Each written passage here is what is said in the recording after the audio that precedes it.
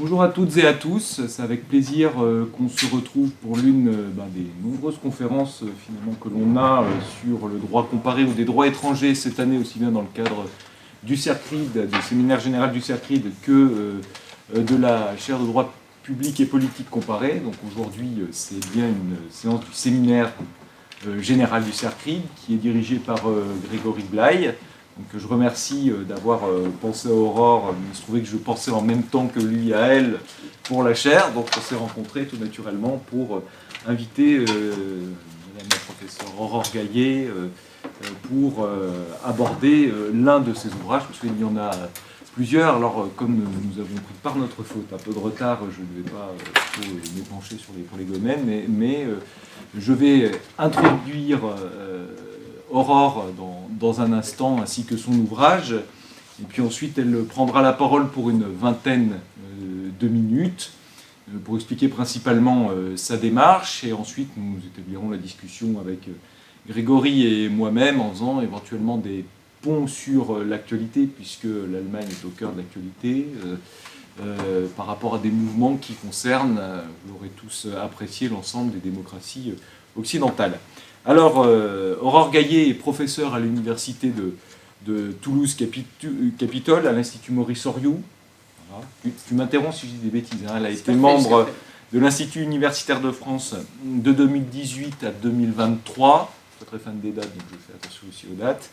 Et dans le cadre d'un projet qui lui a permis de mener à bien l'ouvrage qui nous réunit aujourd'hui. Alors, je cite ce qui figure sur ta page à l'Institut de France, qui est toujours consultable, et c'est bien pratique. Le projet donc, que tu visais était d'étudier l'importance de la culture juridique et des conceptions du droit dans l'affirmation de la Cour constitutionnelle fédérale, acteur majeur du système politique et juridique allemand, tend à mettre en lumière la puissance toute spécifique de cette institution, en la remplaçant dans le temps long de l'état de droit allemand, hérité des traditions libérales du XIXe siècle, donc, sur quoi tu as beaucoup travaillé, le XIXe siècle, dans le cadre de ta thèse, et puis puissamment enrichi après la période nationale socialiste.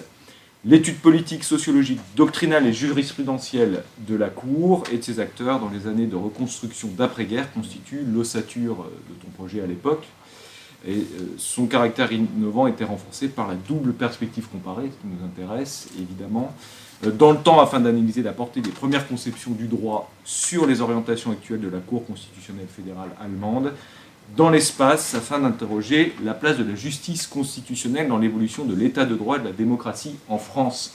Et ces ponts nous intéressent particulièrement aujourd'hui, puisque parmi le public d'aujourd'hui, il y a les 4e années du Master droit international européen comparé, que je remercie d'être présents aujourd'hui et qui, évidemment, sont biberonnés au droit français depuis leur première année, sont moins familiers du droit allemand qu'on a un peu vu au premier semestre, mais très brièvement, puisque le cours n'est pas particulièrement long au grand système juridique contemporain, mais on passe quand même pas mal de temps sur l'Allemagne, et dans le cadre d'une première conférence, c'est Anne-Jacques Mégauchet qui était intervenue, et après le versant administrativiste, peut-être, il était important d'avoir le versant constitutionnaliste avec peut-être une dimension d'actualité plus importante. Alors, ton ouvrage, je crois que ta couverture a été retenue comme affiche pour le séminaire général, une très belle affiche, puisque je crois d'ailleurs qu'on voit bien le costume des juges allemands qui a fait l'objet de débats et de conflits, comme on le lit dans ton ouvrage. Alors, c'est édité à la Mémoire du droit. Alors, ils ne font pas encore 10 pubs de format numérique, même si c'est la Mémoire du droit, ce serait bien qu'ils le fassent pour l'accès, je leur dirais. Qui a été publié en 2001, qui a été récompensé par... 2021. J'ai dit que j'avais des problèmes de date. Tous les 10 ans. 2021, oui, non. T'en fais plus que ça, sur la fréquence d'ouvrage. Beaucoup plus. Récompensé par le prix Édouard Bonnefou, de l'Institut de France, sur recommandation de l'Académie des sciences morales et politiques.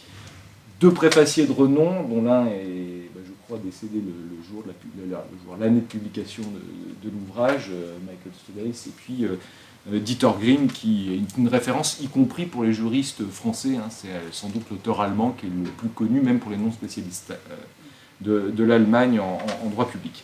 Alors, quelques mots sur l'ouvrage. Je vais essayer de ne pas empiéter sur ton intervention.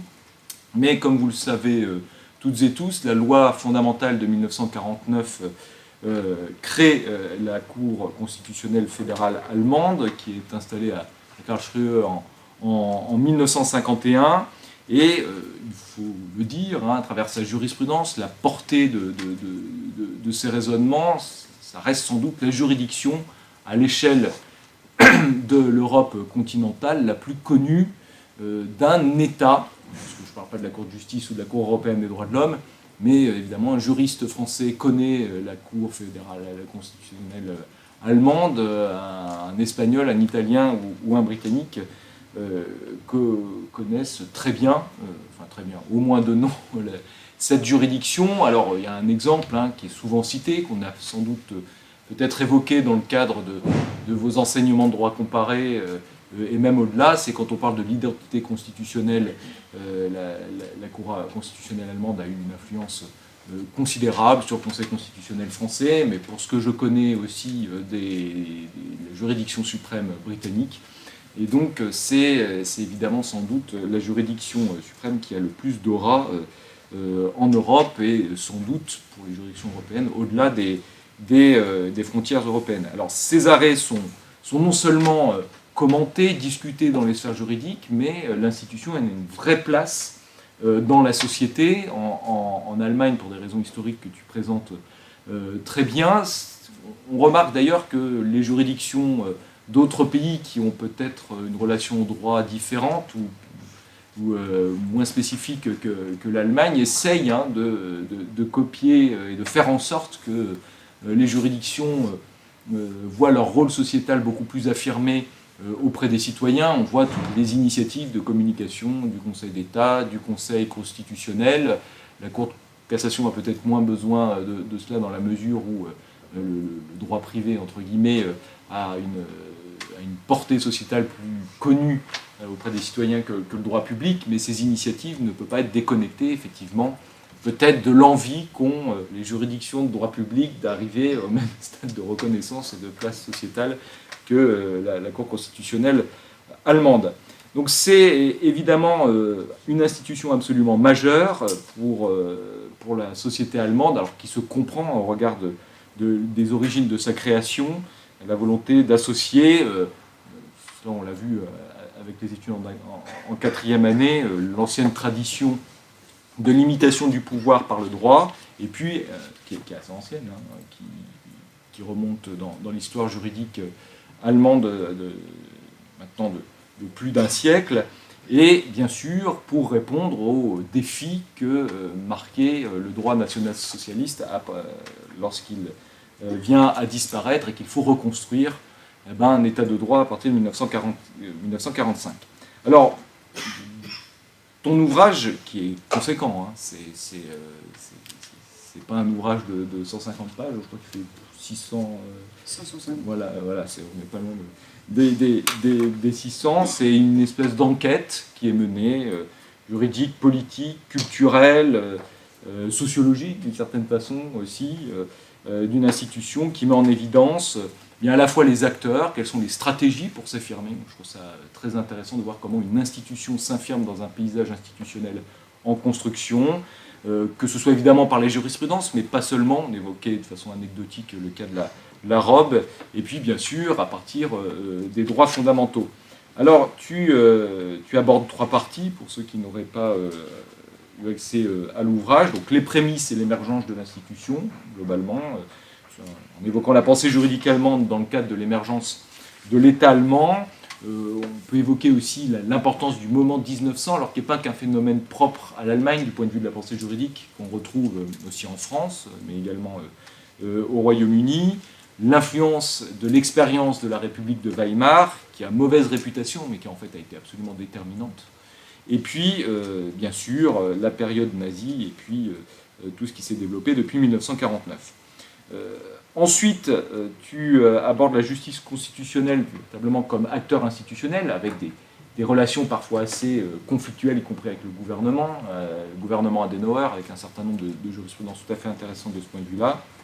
Et puis tu termines ton ouvrage dans une troisième partie, peut-être quelque chose qui est plus classique pour les juristes, l'analyse de de la jurisprudence dans différents champs politiques, sociaux et économiques, donc la démocratie, les institutions, la forme de l'État, fédéral en Allemagne comme vous le savez, les droits fondamentaux, le droit de la famille et les droits économiques. On y reviendra, j'espère, dans le débat. Alors, ce travail permet, selon moi, de répondre à plusieurs questions. Comment une juridiction arrive finalement à s'imposer, comme je le disais tout à l'heure, dans un contexte institutionnel tributaire de l'histoire immédiate, celle de la Seconde Guerre mondiale, mais héritière d'une culture juridique très puissante, particulièrement construite autour de la dogmatique, et puis, bien sûr, d'une vision subjective du droit public qui paraît assez peu compréhensible de prime abord pour un juriste français. J'ai trouvé notamment la présentation de l'arrêt Elfes, on le dit comme ça, Elf comme dans Le Seigneur des Anneaux. Particulièrement intéressante dans ce qui relève du bras de fer, comme je disais aussi tout à l'heure, avec le gouvernement Adenauer, et de l'exploitation de dispositions de la loi fondamentale, parfois qualifiées, alors j'ai mis l'expression de fourre-tout, pour justifier notamment l'intérêt à agir. Autre point aussi qui m'a intéressé, en quoi la connaissance de la Cour constitutionnelle allemande permet de mieux saisir les dimensions subjectives du droit public allemand, qui suppose, dans une certaine mesure, peut-être que je me trompe, une opposition latente entre l'État et la société. Chez nous, l'État et la société, c'est un peu fusionné, à travers notamment le concept de nation, mais pas seulement. La société en Allemagne est composée d'individus qui ont le droit de s'opposer à l'État et de le mettre devant ses propres contradictions lorsqu'il enfreint le droit. Et puis finalement, il est toujours passionnant de voir comment une juridiction peut être au cœur de la société, que le droit participe à faire évoluer, à fabriquer la société et la culture à un moment donné, et qui ne renvoie pas le monopole de cette détermination de l'intérêt de la société au seul corps politique. Mais la Cour constitutionnelle allemande est elle-même aussi un corps politique et a une dimension politique. Peut-être qu'on aura l'occasion d'en parler. Mais j'en ai déjà trop dit. Je vais te laisser maintenant la parole afin de présenter plus en détail cet ouvrage et les perspectives qu'il ouvre pendant une vingtaine de minutes. Puis ensuite, nous établirons le dialogue, Grégory et moi, puis évidemment avec la salle. En tout cas, merci beaucoup pour ta venue. C'est un grand plaisir. Et je te laisse maintenant la parole. Merci beaucoup pour ta présentation. Alors je mets mon téléphone, comme ça je vois l'heure pour ne pas... je crois que le plus intéressant dans ces moments, c'est aussi le débat et avec vous également. Donc évidemment, d'abord, merci. Merci à toi Aurélien, merci à toi Grégory, et merci à vous d'être là. Merci pour votre intérêt. C'est un intérêt forcé, mais j'espère que c'est aussi un intérêt partagé pour me permettre de vous parler un petit peu de cette cour allemande qui a fait l'objet de ce livre. Alors, le professeur a déjà pratiquement tout dit, mais je vais y revenir sur 2-3 éléments et puis on verra comment est-ce qu'on peut tisser des liens. Alors, peut-être rapidement, en effet, ce livre, mais je crois que ce qui est intéressant, c'est pas juste mon livre, mais c'est parler de la cour allemande, mais c'est vraiment parfaitement présenté et je te remercie.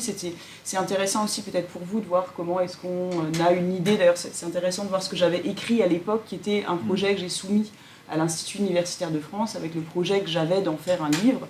Puis évidemment, quand on écrit un projet, qu'est-ce que ça devient finalement comme livre ? Il peut y avoir une certaine distance. Bon, je trouve que j'étais finalement assez fidèle entre ce que j'avais envie de faire et ce que j'avais à l'esprit. Et après, une fois qu'on a une idée première, il faut encore faire des recherches et faire une enquête. C'est un peu ça. Et puis, parfois, on prend des chemins différents, mais mes intuitions premières ont été finalement assez bien vérifiées, si ce n'est, je vais un peu je vais essayer d'ordonner ma pensée, mais si ce n'est la dernière partie sur la jurisprudence, qui en fait, au départ, je ne l'avais pas à l'esprit. Quand j'avais mon idée de départ en tête, c'était vraiment comment est-il possible comment on en vient à cette cour constitutionnelle que tout le monde connaît plus ou moins, qui a une place énorme, tu l'as dit, à la fois dans la société et à la fois en tant qu'acteur politique. Et comme j'avais une appétence dès le départ historienne, je me suis dit, forcément, je vais aller regarder un petit peu jusqu'où aller chercher les racines de cette puissance. Alors c'est vrai que c'est frappant pour nous les Français, je vous donne juste un chiffre, parce qu'au départ, comment on rentre dans l'intérêt de la cour allemande quand on ne fait pas que du droit allemand, parce qu'évidemment aujourd'hui moi je suis biberonnée à l'Allemagne, donc tout ce qui met Allemagne c'est intéressant, mais je veux dire, ce qui est intéressant aussi pour nous quand on est spécialiste d'une sphère géographique, c'est de se dire qu'est-ce qui peut intéresser dans cette sphère et dans cet autre état, qu'est-ce qui peut intéresser des personnes qui de prime abord, pour ma part, ne sont pas germanistes. 76% des Allemands font confiance à la Cour constitutionnelle fédérale. C'est encore l'une des institutions, à l'heure où on est dans une défiance institutionnelle, qui récolte ou qui recueille le plus de confiance. Donc ça, c'est déjà un point à titre de comparaison. 40% font confiance au Conseil constitutionnel. Donc, ça reste assez élevé. Si je vous prends le lien avec, ou une petite comparaison avec le pourcentage de confiance dans le gouvernement, 30% des Allemands font confiance dans leur gouvernement. Alors là, j'ai les chiffres de janvier 2024, il faudrait voir qu'est-ce qu'il en est aujourd'hui en janvier 2025 pour le gouvernement français. On avait 28%. Donc une cour qui est véritablement l'institution qui, encore aujourd'hui, recueille le plus de confiance parmi les Allemands. Donc ça, c'est dans la société. Ensuite, en Allemagne, sans même parler de l'Europe, les décisions de la Cour dictent énormément de décisions encore aujourd'hui. Je vous prends deux exemples qui me semblent intéressants. Le premier, c'est, vous savez peut-être que les prochaines élections auront lieu de manière anticipée suite à une dissolution en Allemagne le 23 février prochain. La raison de cette dissolution, c'est une rupture de coalition entre les trois partenaires de coalition, et notamment, ils ne s'accordent pas sur le budget. Et comme en France, vous allez me dire, mais l'une des raisons pour lesquelles ils ne s'accordent pas sur le budget, c'est aussi parce que la Cour, en novembre 2023, a rendu un arrêt sur le budget qui a considéré qu'une avance budgétaire ou qu'une dotation budgétaire, un fonds spécial à l'époque, était inconstitutionnel et qu'il manquait 60 milliards d'euros au fond de l'État. Ce qui est très intéressant, c'est qu'en réalité, il y a peu de débats politiques pour remettre en question le fait que la Cour conteste ce fonds spécial. Donc on en voit les séquences politiques aujourd'hui et je trouve que ça montre la place de la Cour. Bien sûr, il y a énormément de débats. Attention, toujours se dire quand on a un objet, c'est pas un objet sanctifié. On peut critiquer la Cour et la Cour est critiquée et elle est critiquable. Mais malgré tout, c'est extrêmement intéressant de se dire qu'une décision a autant de poids politique. Autre remarque, je pourrais en faire beaucoup, mais autre remarque, hier j'étais à un colloque au Conseil constitutionnel sur le financement de la vie politique et j'apportais, aux surprises, le regard allemand. Et ce n'était pas possible d'aborder la question sur le financement des partis politiques sans commencer par la jurisprudence allemande. Donc ça, c'est un point de vue, j'ai envie de dire, simplement allemand pour montrer à quel point les raisons... Alors là, je vous donne des exemples politiques. Peut-être avez-vous entendu parler de la décision climat de la Cour constitutionnelle qui est également connue. Il y a beaucoup de décisions. Je ne vais évidemment pas vous faire une liste des dernières décisions importantes. Mais ce que je veux dire ici, c'est que le rôle de la Cour dans la société, pour la politique, pour les thématiques sociales, environnementales, économiques, est important. Ensuite, on dépasse les frontières, évidemment, la jurisprudence européenne, et là ça nous concerne nous, elle est très importante. Tu as parlé de l'importance de l'identité, mais aussi le rôle de la Cour dans les limites démocratiques qu'elle a pu poser à la construction européenne, ou démocratique, ou en tout cas les limites qu'elle a pu poser à la construction européenne, sont importantes et sont respectées. C'est-à-dire cette espèce d'attente de « que va dire Karlsruhe ?» c'est évidemment important pour les Allemands, mais bien au-delà des frontières allemandes. Avec des évolutions de la jurisprudence, je pourrais y revenir tout à l'heure, mais ce n'est pas l'objet de cette toute première approche, c'est de se dire, voilà, en tant que tel, on peut être très intéressé par la Cour allemande si on fait du droit comparé, mais même sans faire du droit comparé, la Cour allemande a quelque chose de fascinant. Ça, c'était le point de départ. Ensuite, raison première, simple, c'est une cour qui est composée de juristes. Évidemment, cette toque et cet habit est assez la photo. Ah, on peut montrer la photo. Oui, voilà, c'est vrai que j'avais proposé des photos. Si vous les trouvez. Mais c'est un symbole en réalité. Vous l'avez là. Il y a deux chambres. Là, c'est une chambre de 8 juges. avec l'habit, et c'est sûr qu'en dessous, j'ai l'habit des membres du Conseil constitutionnel. Attention, il ne s'agit pas de critiquer le Conseil constitutionnel en tant que tel, c'est simplement montrer une différence avec les membres du Conseil constitutionnel. On a certes le droit aussi, et on le fait très volontiers. Simplement, ce qui m'intéresse ici, moi, c'était au début, quand j'ai commencé à écrire le livre, il y en a qui m'ont dit, ah, bah, tu vas faire un livre sur la Cour constitutionnelle, chouette, on va pouvoir critiquer le Conseil constitutionnel. Je dis, non, à ce moment-là, je ne fais pas de la comparaison. Je veux comprendre d'abord. Donc ce que je voulais dire, c'est qu'une des raisons de sa puissance, c'est qu'effectivement, et tu l'as parfaitement dit, l'importance des juristes dans la société, l'importance des juristes également dans cette Cour constitutionnelle, fait partie des facteurs de sa puissance. De la même manière, la Cour constitutionnelle a des compétences, a des compétences qui dépassent immédiatement celle du Conseil constitutionnel ou celle d'autres juridictions. Elle a un nombre de compétences incroyables pour pouvoir se prononcer sur la politique. Encore faut-il pouvoir être saisi.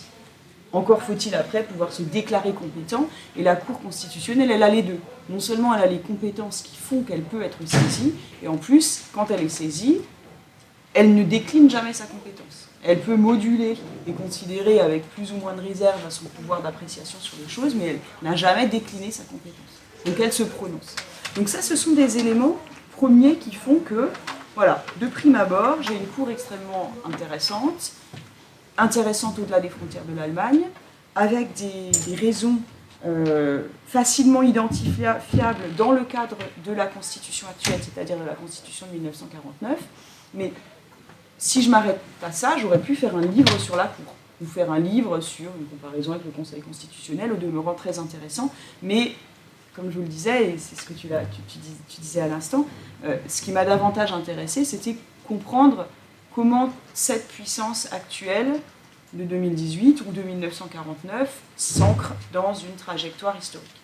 Donc ça m'a donné l'orientation de ma cour, et de mon livre, et c'est pour ça effectivement que le terme de culture juridique m'était important. Je crois que vous avez reçu Guillaume Tussaud il n'y a pas très longtemps. Il cite souvent Paul Kahn qui dit voilà, la culture juridique, ce sont les éléments qui surdéterminent la manière dont sont abordés les phénomènes constitutionnels. Et je pense qu'ici, il y avait un terrain d'enquête de culture juridique allemande. Alors, par chance, j'avais fait ma thèse sur le 19e siècle allemand, donc j'avais une première approche et qui peut répondre peut-être à ta première question, effectivement. Et j'aime beaucoup, c'est parfaitement juste. On a des éléments de cette culture juridique allemande qui sont très anciennes, j'en cite 4, mais qui sont encore là aujourd'hui. La juridicisation de la politique. Donc cette idée que le droit peut encadrer la politique. Le rôle des juristes dans la société. L'importance du droit subjectif, du droit individuel dont on peut se prévaloir et qu'on peut porter en justice pour faire valoir une prétention contre l'État, potentiellement. Et enfin, une manière de faire du droit particulière qui nous amène à des manières, peut-être que vous avez parlé de la dogmatique en cours, une manière très très particulière d'articuler le droit. Alors aujourd'hui, on l'assimile parfois à du droit positif, mais ce n'est pas tout à fait juste, mais disons, une manière de faire du droit particulière. Tout ça, ça date déjà du 19e siècle. Effectivement, si vous avez parlé de l'état de droit, de la limitation du pouvoir par le droit, tout ça, c'est un terreau qui est passionnant à avoir à l'esprit. Et ensuite, on a la rupture fondamentale, évidemment, qui rajoute une couche fondamentale, qui est la rupture du nazisme. Et quand on a une phase de l'histoire qui est aussi conséquente et aussi traumatisante, qui a une négation complète de l'état de droit et des droits subjectifs, évidemment, le moment où on va reconstruire, on va renouer, ou l'Allemagne a renoué avec cette tradition ancienne de l'état de droit, des droits subjectifs, mais d'une manière renouvelée et d'une manière encore plus puissante. Donc en fait, on a ces deux éléments, et cette intuition première, elle a été vraiment passionnante à renouer. Elle est aujourd'hui assez classique, je ne suis pas sûre d'avoir apporté quelque chose de très nouveau ici. Malgré tout, en tisser cette ligne me semblait très très intéressante, et aussi intéressante pour nous. Vraiment, quand on s'intéresse à ce phénomène culturel et pour comprendre la place d'une juridiction dans un paysage politique, juridique, institutionnel actuel. Donc, ça, c'était l'idée de départ. J'ai déjà plus de 10 minutes, donc je vais... Non, mais comme ça, on aura les questions. Comme ça, on pourra passer. C'était mon idée de départ. Et en travaillant, j'avais donc deux dès le départ, en fait, c'est toujours intéressant comment on construit un objet de recherche. Mes 2 premières parties de mon livre, je les avais déjà à l'esprit quand j'ai rédigé mon projet pour l'Institut universitaire de France. Donc cette première idée, qui est une première partie du livre que j'appelle prémisse, comment est posé ce contexte culturel, ancré dans le 19e siècle, ancré dans Weimar. Tu l'as dit, Weimar, c'est une période absolument passionnante. Pareil, hein, si vous n'êtes pas germaniste aussi, mais on a cette période qui est à la fois repoussoire, à la fois, au contraire, elle forme des grands juristes, des grands noms. Weimar, c'est quand même Weimar de Carl Schmitt et Hans Kelsen en même temps. On a donc cette période très très intéressante, évidemment, dans laquelle sont formés les juristes qui séviront après-guerre. Donc très intéressante. Également, toujours dans cette première partie que j'ai appris prémisse, qu'est-ce qui se passe en 1945 ? Comment on réfléchit à la construction de la Cour ? Qu'est-ce qu'on a comme modèle ? Est-ce que l'idée première, c'est de se dire, la grande Cour suprême qui existe à ce moment-là, c'est la Cour suprême des États-Unis. Dans quelle mesure, dans les débats constituants, la Cour suprême des États-Unis est importante ? Dans quelle mesure notre modèle kelsénien, dont on entend parler depuis la première année, ce modèle européen, il a pu jouer un rôle. Et là, ce qui est assez intéressant dans ce travail sur les modèles, en réalité, c'est intéressant de constater que oui, les modèles sont importants, mais plutôt au titre de symbole. La vérité, c'est qu'en 1945, dans les débats, ils ont vocation et envie de faire œuvre pionnière. Parce qu'on reconstruit le titre, reconstruire une démocratie par le droit, cette idée de mission, je la trouve très intéressante. Au départ, il y a 24 juges qui sont à la Cour de Karlsruhe. Ne nous détromperons pas, il n'y a que 4 professeurs de droit. Donc pareil, parfois on se dit, les professeurs de droit, ils ont un rôle important. 4 sur 24, c'est pas énorme. Ils sont tous, mais ils considèrent tous qu'ils font partie de la génération. Cette génération d'après-guerre qui reconstruisent et qui ont une mission. Alors il y a des exceptions, bien sûr, là je tisse à très très grand trait. Mais, et les professeurs de droit, malgré tout, ils ne sont au nombre que de 4, mais ces 4 sont très importants. Ils impulsent aussi une direction dans la manière d'écrire les décisions, dans la manière de penser le droit. Donc toute cette partie-là m'intéresse vraiment dans cette... ça c'est voilà, ma première partie, même chose, qu'est-ce qui fait qu'on va poser, alors j'en parlerai peut-être tout à l'heure dans l'actualité, mais qu'est-ce qui fait que dans la loi fondamentale, les compétences sont détaillées de manière très très précise, il y a une idée très précise de ce que doivent être les compétences de la Cour, y compris dès le départ, par exemple, d'interdire un parti politique. On le comprend dans le contexte politique de l'époque. A l'inverse, la composition de la Cour, son statut, fait l'objet de débats. Et peut-être, je peux faire un saut immédiat avec l'actualité. Si vous avez, alors là c'est de l'actualité peut-être un peu plus précise, vous n'avez pas forcément entendu parler, mais la toute dernière révision de la Constitution allemande, la 68e révision depuis 1949, c'est une révision qui date de décembre 2024, qui est une décision qui se dit en 1949, 1949 la Constitution, 1951 c'est la loi sur la Cour, on avait considéré qu'il y avait un consensus sur la composition de la Cour en 51 mais pas encore en 49, donc en 49 il y a un renvoi à la loi ordinaire pour prévoir la composition de la Cour. Donc la loi ordinaire nous prévoit cette composition de chambres de formation de jugement, de 8 juges, avec des juristes, etc., donc avec un statut très protecteur, mais simplement dans la loi ordinaire. Pourquoi je dis ça aujourd'hui ? C'est que le contexte de 2023-2024 a conduit la classe politique et la classe juridique allemande à se dire ce statut-là, il a été considéré comme accompagnant la Cour et très important pour la protection de la Cour et pour sa légitimité, y compris démocratique, jusqu'à aujourd'hui. Mais peut-être aujourd'hui, au vu des changements populistes et des attaques contre l'état de droit, la seule garantie au niveau législatif qui avait fait ce consensus pendant 75 ans de la loi fondamentale, peut-être aujourd'hui n'est-ce plus suffisant et il faut le garantir à un niveau constitutionnel. Donc la toute dernière révision, c'est une des révisions qui est très intéressante en lien avec mon livre, qui se dit, votre consensus de 49-51, donc plutôt de 51, on va l'inscrire aujourd'hui dans la Constitution, et donc c'est l'objet de la dernière révision. Donc voilà pour les prémices. Donc je fais un saut, mais je pense que ça va de le faire. Je pense que ça montre aussi, moi ça m'interroge aussi sur ces débats que j'ai pu suivre de 1949-51 et en allant jusqu'à 2024, évidemment, 25. Deuxième partie, je travaille sur, et tu l'as dit tout à l'heure, et c'est une partie qui pareil, qui me semble très intéressante, y compris en tant que juriste. J'avais déjà envisagé ma thèse de doctorat comme un travail de juriste, mais ancré dans son contexte politique. C'est-à-dire que comment comprendre la force du droit subjectif allemand dans le XIXe siècle dans le cadre d'une monarchie constitutionnelle qui n'est pas une démocratie, en gros. Ça, c'était mon idée déjà du XIXe siècle. Donc, de la même manière, je me suis dit, deuxième partie du livre là, sur la cour allemande, comment comprendre l'affirmation d'une institution dans un paysage institutionnel en la comprenant comme un acteur, avant de la comprendre comme une juridiction. Et la cour allemande, elle a toujours deux jambes en réalité, celui de institution, d'organe constitutionnel, et celui de juridiction. Donc, si l'on commence par son statut d'acteur, donc je la prends comme un acteur, et la cour elle-même, c'est considérée comme un acteur qui avait à conquérir sa place. Et alors, évidemment, je le raconte un peu comme un roman, il y a des choses qui sont... mais ce qui est intéressant, c'est qu'il y a des acteurs, derrière cette cour, il y a des juges et il y a des combats. Je vous en donne un seul, parce que je vais prendre juste des exemples, mais qui montre sa place dans le paysage politique. La cour, au départ, est sous la tutelle du ministère de la Justice. Une cour sous la tutelle du ministère de la Justice dépend du ministère de la Justice pour son personnel, pour son budget, pour ce qui lui permet son indépendance.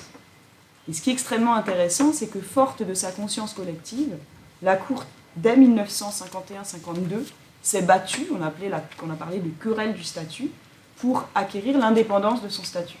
Et un peu plus tard, elle a pris la Cour rouge, qu'on dit ce rouge vif, qui se distinguait des autres juges qui ont une couleur rouge un peu plus foncée, en disant on prend acte de notre prise d'indépendance par rapport au ministère de la Justice. Donc voilà, je retrace. Et à l'époque, on avait effectivement un ministre de la Justice qui était le premier ministre de la Justice de Adenauer, il s'appelait Dehler, et qui était vraiment contre la Cour. Pour lui, la Cour était une juridiction politique. Donc, combat institutionnel, ce qui me semble intéressant, c'est ça nous fait penser pas seulement à la Cour, qui est finalement une étude de cas, mais qu'est-ce que ça peut vouloir dire pour d'autres institutions, pour leur propre combat dans leur propre paysage juridique. Je vous fais un deuxième exemple, parce qu'il me semble quand même intéressant cette fois-ci par rapport au Conseil constitutionnel. La Cour, elle a imposé son indépendance, à la fois dans le cadre du paysage politique, donc en s'émancipant du ministère de la Justice, et à la fois dans le paysage juridique. Et là, je trouve que le parallèle avec la France est très intéressant, puisque si on prend le Conseil constitutionnel, en 1958, c'est une institution, on le sait, neuve. C'est difficile, et on nous explique, et il est vrai, comment faire sa place dans un paysage constitutionnel dans lequel il y a déjà quelqu'un qui a écrit la Constitution, donc c'est difficile d'être en compétition, mais dans un paysage juridictionnel où il y a une Cour de cassation, un Conseil d'État, qui sont des juridictions vieilles de plusieurs siècles, années, voire siècles. Et en fait, la Cour allemande, elle a le même problème. Quand elle arrive, il n'y a pas rien. Il y a aussi un ancien tribunal, une ancienne juridiction fédérale, qui date de 1879 et qui est l'ancêtre de ce qui est aujourd'hui la Cour de cassation. Sauf que ici, la Cour allemande, non seulement elle va se battre pour son indépendance avec de la jurisprudence, ça je ne rentre pas dans la jurisprudence, mais en plus, elle bénéficie justement, ce que je dis souvent, le Conseil constitutionnel pâtit, ou sa légitimité pâtit de sa jeunesse. La Cour allemande gagne en légitimité précisément parce que c'est une institution neuve dans un paysage qui est entaché par le nazisme. Et pour le coup, au-delà des combats qu'elle mène véritablement, parce que c'est pas si simple, il y a quand même cette idée, alors actuellement il y a beaucoup d'études qui montrent à dire oui, mais il y avait quand même des nazis aussi au sein de la Cour. Oui, il y en avait, mais s'il n'empêche que sur les 24, il y en a quand même beaucoup de juges qui étaient des juges qui avaient été victimes du nazisme et qui arrivaient véritablement avec cette légitimité dans un paysage traumatisé d'après-guerre. Donc c'est un facteur qui joue malgré tout. Moi, je pensais, donc je regarde quand même, parce que j'ai déjà fini mon temps en fait. Dernière chose peut-être, après on peut passer à la discussion si vous le souhaitez, je voudrais vraiment pas être trop longue. Moi, je pensais m'arrêter là en fait, mon idée était là de la Cour, je me disais c'est intéressant, on a un acteur et quelqu'un, une juridiction qui s'inscrit dans un paysage culturel prédéterminé et qu'elle contribue à écrire. Une histoire qu'elle contribue à écrire. En réalité, c'est impossible. On est dans une juridiction constitutionnelle Et travailler sur la jurisprudence, c'était ce qui m'a surprise. Donc c'est intéressant aussi, je crois qu'en tant que chercheur, si vous êtes un peu des apprentis chercheurs, on a une idée prédéterminée de ce que peut être sa recherche. Il y a certaines pistes qui s'avèrent fructueuses, d'autres moins, et des pistes qui sont nouvelles. Et en travaillant, il est évident que je ne pouvais pas écrire l'histoire de la Cour, je me suis cantonnée aux 10 premières années, mais sans écrire ces 10 premières années de jurisprudence, en prenant domaine par domaine, pour voir véritablement comment ces arrêts se sont écrits, quels ont été les combats de l'époque, qu'est-ce qui s'est passé. Et là où c'est intéressant, c'est qu'il y a à la fois des pistes qui sont encore valables aujourd'hui, la manière d'appréhender progressivement les droits fondamentaux, il y a des décisions qui sont encore aujourd'hui des grandes décisions qui restent des décisions cadres. La manière de se déclarer compétente, de ne pas rejeter sa justiciabilité, sa compétence, par exemple, ça c'est des choses intéressantes. Mais on a aussi des surprises, c'est-à-dire que sur certains points, la Cour s'avère extrêmement conservatrice. C'est pas, je pourrais donner des exemples si vous le voulez tout à l'heure, mais c'est intéressant de pouvoir avoir une approche nuancée. C'est-à-dire que de se dire sur certains points, où c'est une cour incroyable, les arrêts, c'est très impressionnant, on prend des leçons de démocratie, des leçons de fédéralisme, des leçons de balance des pouvoirs, des leçons de relations internationales, de contexte d'après-guerre, de réarmement, etc. Parce que sur chaque point, la Cour est saisie. Donc en fait, sur chaque étape histoire de l'Allemagne d'après-guerre, il y a un arrêt. Donc il faut comprendre le contexte, etc. Mais sur certains points, non, on est dans le contexte des années 50, qui est une société de reconstruction et une société qui est conservatrice. Donc c'est intéressant aussi dans ces deux sens. Donc ça, c'était la dernière partie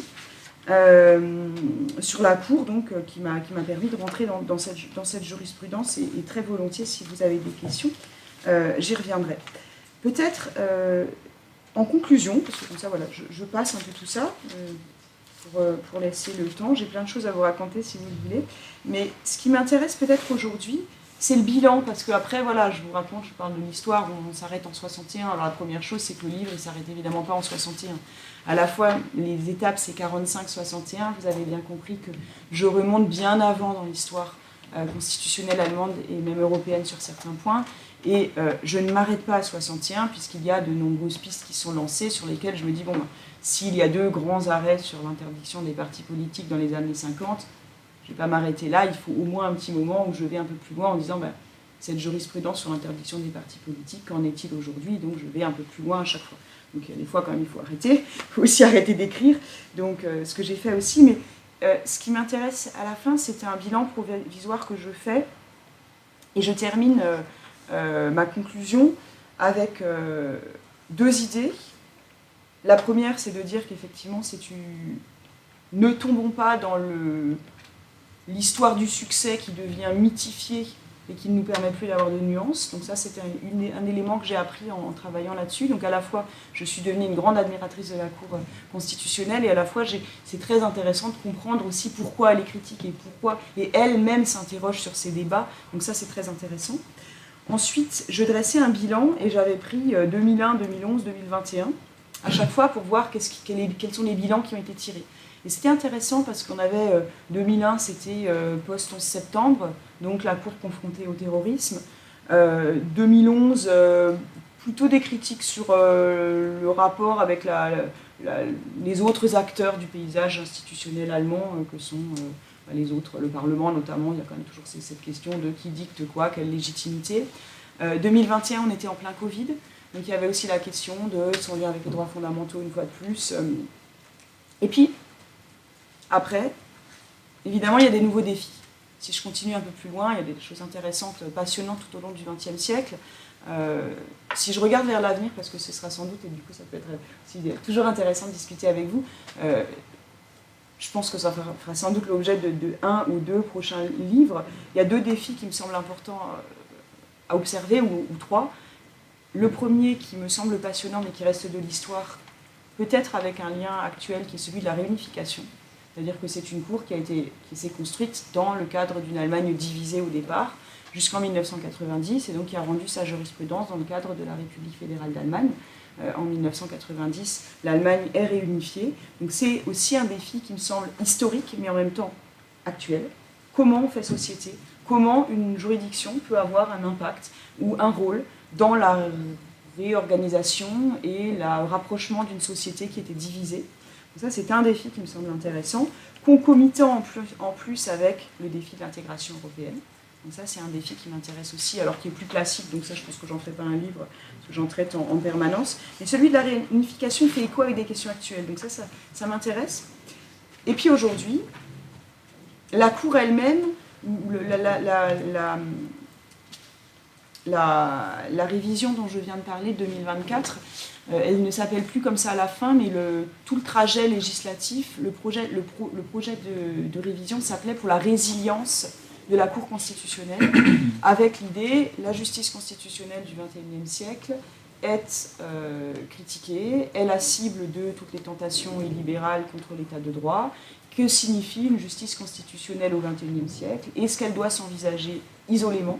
Et ce qui me semble très intéressant, c'est que la Cour constitutionnelle elle-même réfléchit à ces problématiques. Donc moi, on m'en parle, puisque du coup, grâce à ce livre, j'ai eu aussi beaucoup de chance, parce que c'est une des chances des juges allemands qui sont pour au moins la moitié, voire plus, professeurs de droit, et donc on fait tous partie de la même association des professeurs de droit. Donc aussi grâce à ce travail, je discute avec eux fréquemment, et c'est l'une des préoccupations de savoir que signifie, on ne s'assoit pas sur ses acquis, c'est quoi la justice constitutionnelle du XXIe siècle. Alors ce que je vous dis paraît sans doute extrêmement banal, mais en tout cas ce qui m'intéresse, c'est de le voir du point de vue de cette juridiction qui a été modèle dans l'Europe de la fin du XXe siècle et qui aujourd'hui n'a pas à se reposer sur ses acquis pour essayer de comprendre quel est ce défi actuel, comment la justice constitutionnelle libérale réussit avec sa propre jurisprudence, sa propre assise dans la société, et un élément qui est nouveau, c'est qu'aujourd'hui les juges travaillent aussi entre juges européens. Donc cette question qui est aussi une manière de répondre, qui me semble vraiment très intéressante parmi le réseau des juges constitutionnels européens, aussi en lien avec les juges européens, qui me semble le véritable défi, j'ai envie de dire, de la justice constitutionnelle du XXIe siècle, qui me semble intéressant. Donc il y a encore un petit peu de travail. Donc comme je suis assez lente dans mes rédactions, je reviendrai dans quelques années si un jour j'arrive à écrire ces livres. Et en tout cas, je serai ravie d'en discuter avec vous. Voilà, j'ai été trop longue. Merci beaucoup.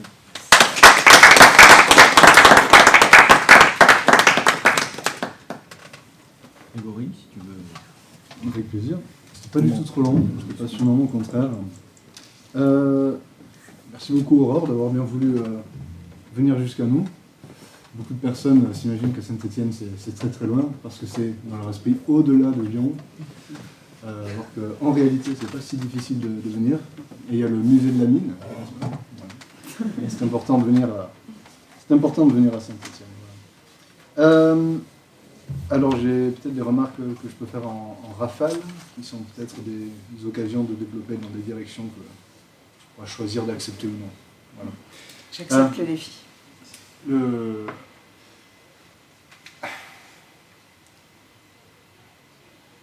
La Cour constitutionnelle fédérale, c'est à la fois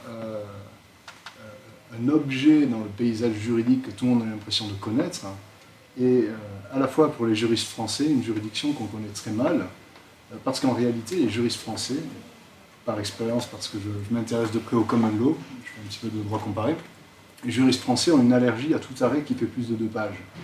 Et le problème, c'est que toutes les fois qu'ils sont confrontés à de la véritable justice, c'est-à-dire des juges qui prennent le temps d'expliciter exactement les raisons pour lesquelles ils vont rendre les décisions, ce qui n'est pas ce à quoi nous avons accès en France. En France, nous n'avons aucune idée des raisons véritables pour lesquelles les juges rendent leurs décisions, et on espère qu'ils ont de bonnes raisons plutôt que de mauvaises raisons. Et c'est le travail de la doctrine d'essayer d'expliciter ces raisons, si tant est que ce sont de bonnes raisons, et s'il faut, ce ne sont pas les vraies raisons, et les vraies raisons sont de mauvaises raisons. Alors, la difficulté lorsqu'on est de formation juridique française, et qu'on doit s'intéresser au pays de common law, ou alors à cette jurisprudence allemande, c'est qu'elle n'est pas véritablement facile à prendre en main, et que ça ne ressemble pas véritablement aux décisions de justice auxquelles nous sommes accoutumés. Pourtant, c'est, en tant que comparatiste, la seule cour dont on peut donner les arrêts en exemple à nos étudiants, toutes les fois qu'on est confronté à des questions qui sont pourtant intéressantes et techniques, comme la question de l'interaction entre droit international et droit interne, ou le droit européen et le droit interne. On a des exemples très fameux d'interaction entre le droit européen et une culture dualiste très forte, comme la culture anglo-saxonne. On a des arrêts fameux de la Cour suprême du Royaume-Uni, mais la Cour constitutionnelle fédérale est l'exemple qu'on a d'une Cour qui est exigeante, qui a une culture de code civil qui pourrait ressembler à la nôtre. Et donc on a guère d'autres exemples que les arrêts de la Cour de Karlsruhe à donner en exemple à nos étudiants. Et de ce point de vue-là, c'est une juridiction qui est importante. La question que j'ai été amené à me poser au fil des années, c'est par contre, si la fascination qu'exerce le modèle, cette juridiction, parce que tu parlais du modèle, est-ce qu'elle n'avait pas, cette fascination, un rôle ou des conséquences qui étaient parfois délétères pour notre vie politique française? Est-ce que ça ne nous amène pas à imaginer que les solutions qui ont été bonnes en Allemagne ou qui avaient un sens dans le contexte culturel allemand pourraient également s'appliquer dans le contexte culturel et le contexte politique français? Je donne un exemple très simple. Tu parlais par exemple de la juridicisation de la vie politique. Et cette juridicisation de la vie politique, de nombreuses personnes l'ont appelée de leur vœu en droit constitutionnel français, en imaginant qu'en complexifiant le texte de la Constitution, en cherchant une rationalisation du parlementarisme, on pourrait, quelque part, rationaliser la mise en cause du pouvoir exécutif devant l'Assemblée parlementaire. On pourrait déboucher sur un régime parlementaire qui fonctionnerait. Mais dans le contexte allemand, cette juridicisation, elle a un sens. Par exemple, ces contrats de coalition, et lorsqu'on a l'impression qu'on a une rupture de coalition en Allemagne, elle a une conséquence très concrète qui est que le chancelier Scholz voit sa responsabilité mise en cause et il s'ensuit une dissolution et de nouvelles élections parlementaires. En France, cette juridicisation, là où elle a rencontré le succès, elle a des conséquences délétères. Ça devient quels arguments juridiques est-ce que je peux mobiliser pour éviter d'avoir à mettre en cause ma responsabilité? Donc cette juridicisation de la vie politique, ça devient une substitution d'une stratégie juridique à l'acceptation de la responsabilité. Et la responsabilité finit par ne se trouver nulle part. Et la question qu'on peut se poser, c'est celle de savoir si on n'a pas une fascination du modèle allemand qui a fini par imposer une interprétation de notre texte constitutionnel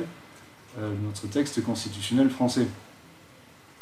On va toujours se poser la question de savoir, oui, mais est-ce qu'il est obligé de démissionner juridiquement, alors que moralement, on sait très bien qu'il est compromis politiquement et qu'il ne peut plus gouverner. Mais peut-être qu'il peut encore durer quelques mois.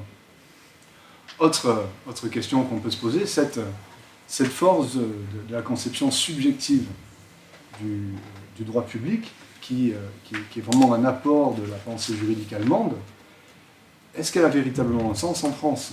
On peut prendre deux exemples. Est-ce qu'en s'efforçant de raisonner sur le droit public français à travers le prisme subjectiviste, est-ce que ça peut porter les mêmes conséquences? Est-ce que ça peut porter la moindre conséquence? Lorsqu'on s'intéresse à la jurisprudence du Conseil constitutionnel, force est de constater que pour chaque droit fondamental qu'on veut bien reconnaître, pour chaque droit fondamental qu'on veut bien rattacher ou dériver à un article de la Déclaration des droits de l'homme et du citoyen, le Conseil constitutionnel reconnaît, par effet miroir, un objectif à valeur constitutionnelle. Et comme vous êtes juriste, vous savez très bien ce que ça veut dire. C'est simplement, raisonner selon l'arrêt Benjamin, c'est simplement reconnaître la modalité de l'ordre public qui justifiera la limitation objective de l'exercice de la liberté. Donc toutes les fois qu'on donne l'impression de donner une interprétation subjective du droit public, en réalité on reste dans un prisme qui est très objectif. Le problème, c'est que plutôt qu'admettre cette interprétation objective du droit public, plutôt que reconnaître officiellement que c'est ce qu'on est en train de faire, on donne des gages subjectivistes. On prétend avoir reconnu des droits fondamentaux. Et donc le débat public n'est pas en mesure de se saisir de cette jurisprudence du Conseil constitutionnel. En ce qui concerne le débat public français, le Conseil constitutionnel est l'institution qui a pour rôle et qui s'est donné pour tâche historiquement de garantir les droits et libertés. Pour qui s'intéresse un tout petit peu à la jurisprudence du Conseil constitutionnel, ce n'est pas le rôle qu'a adopté le Conseil constitutionnel. ce serait contestable de considérer que le Conseil constitutionnel a adopté ce rôle-là. Donc de nouveau, je vais me demander si là on n'avait pas encore l'un des points sur lesquels le modèle allemand avait exercé une fascination, et c'est peut-être une simplification à outrance. Alors c'est simplement une première branche, j'en propose une deuxième, qui là est beaucoup plus courte. Alors très clairement, cette influence du juge dans la société, on ne la trouve pas véritablement en France. Mais par contre, si on part de la culture de common law, où le juge a un rôle très important dans la société, on a également des courants doctrinaux extrêmement développés, notamment le réalisme américain ou les critical legal studies, qui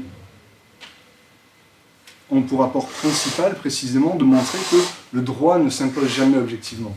Derrière toute position jurisprudentielle, en réalité, on a une série de choix qui sont politiques, qui sont structurés politiquement et moralement, et la forme juridique que l'on donne à la décision, ça reste seulement le stade final qu'on donne à sa décision. N'importe quelle décision politique peut prendre la forme finale d'un syllogisme. Et donc ce que disent ces courants doctrinaux, et ce qu'ils arrivent à démontrer, c'est que le juge commence par décider ce qu'il allait dire, et à la fin, il présente cela comme si c'était un syllogisme juridique.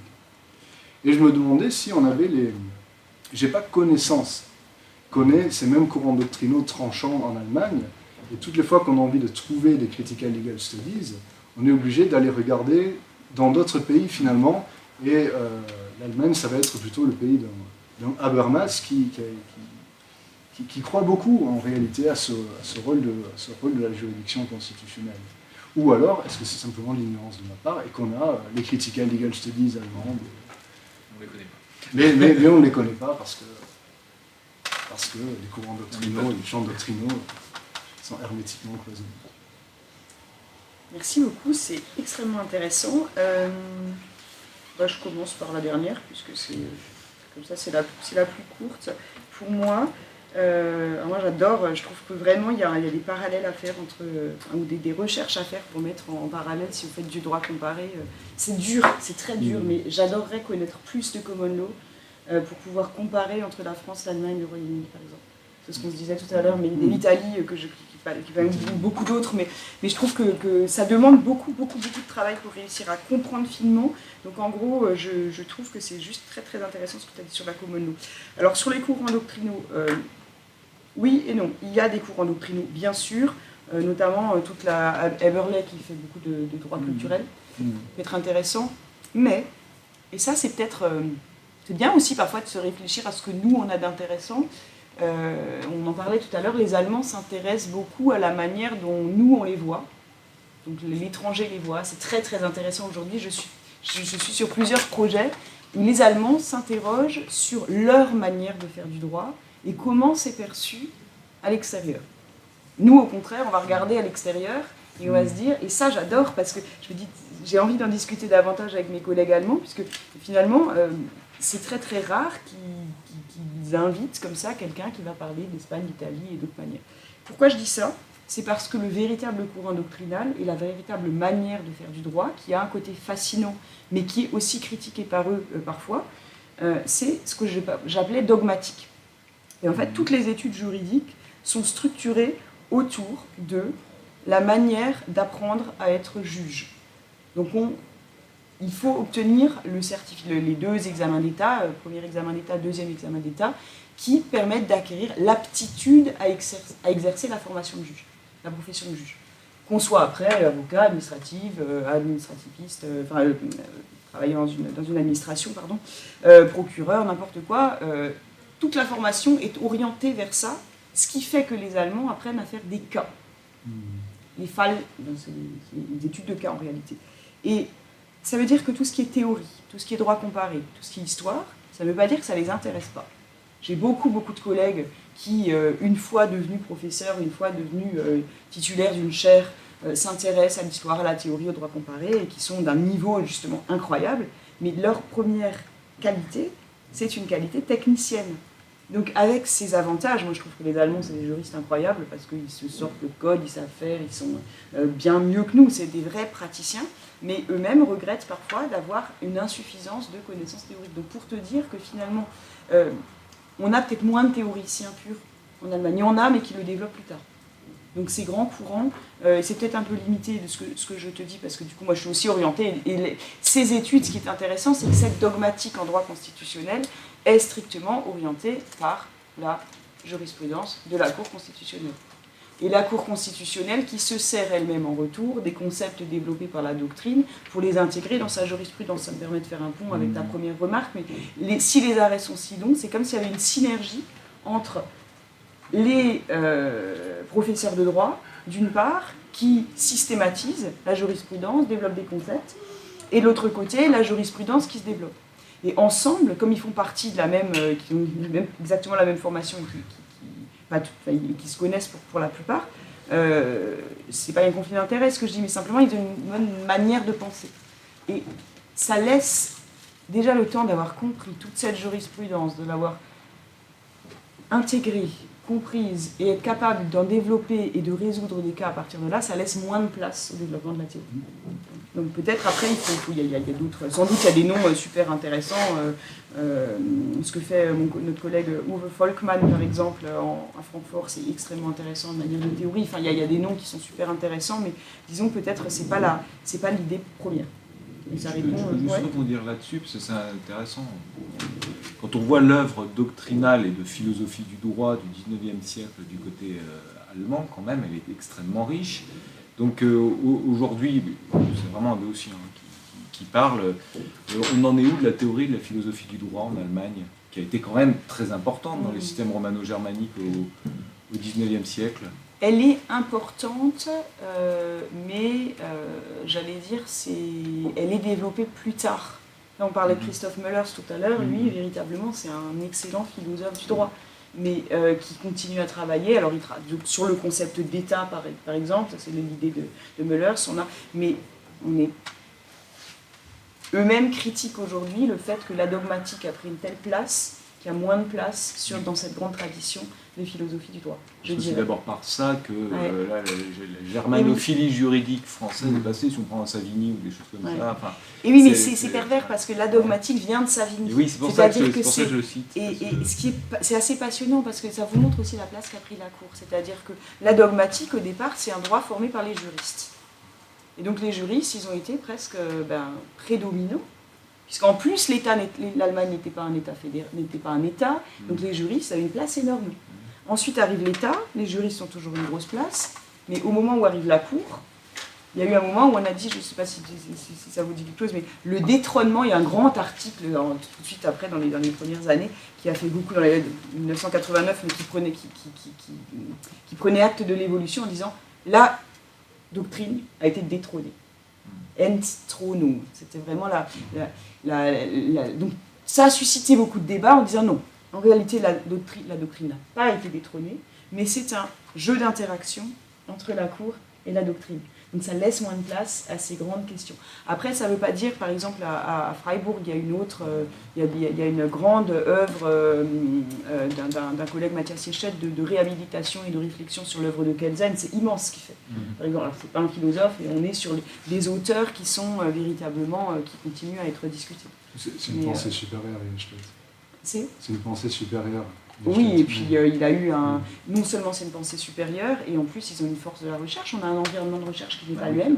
Il a obtenu il ne faut pas oublier quand on compare, des fonds qui sont très très importants et organisés de manière extraordinaire par Matthias Siechert avec des collaborateurs scientifiques et qui redécouvrent et travaillent de manière très systématique à la publication de l'ensemble et le commentaire de l'ensemble de l'œuvre de Kelsen. Est-ce que tu me permettrais de préciser ma question dans ce cas? Oui, j'ai encore les deux premières. Et je pense, il y a peut-être, vous avez aussi des questions, non? Oui, on continue sur les deux autres questions peut-être. On continue peut-être sur les deux, puis on revient à la tienne. Après, je vais essayer d'être rapide, moi aussi. Fascination. Alors moi, la question que je me pose, c'est qui est fasciné? Les professeurs de droit français. Et là, c'est intéressant pour vous, si vous êtes encore étudiant. Moi, je m'inscris un peu en contre cette idée de dire, justement ce que je disais tout à l'heure, la Cour de Karlsruhe est fascinante, le Conseil constitutionnel, c'est une institution politique. Voilà. Bon, on ne discute plus. C'est fini. Il n'y a pas de lien, il n'y a pas d'approche, pas de professeur de droit, d'accord. En plus, il y a des membres de droit. Bon. Ça, c'est une question qui ne m'intéresse pas, et je trouve que cette fascination-là est une fascination stérile. C'est-à-dire qu'après, ce qui m'intéresse, si on part je vais prendre les 3 idées qui, ce qui est fasciné, déjà les professeurs de droit, la politique ou les citoyens qui en réalité sont quand même assez loin de ça et qui sont vraiment ça. Je vais revenir.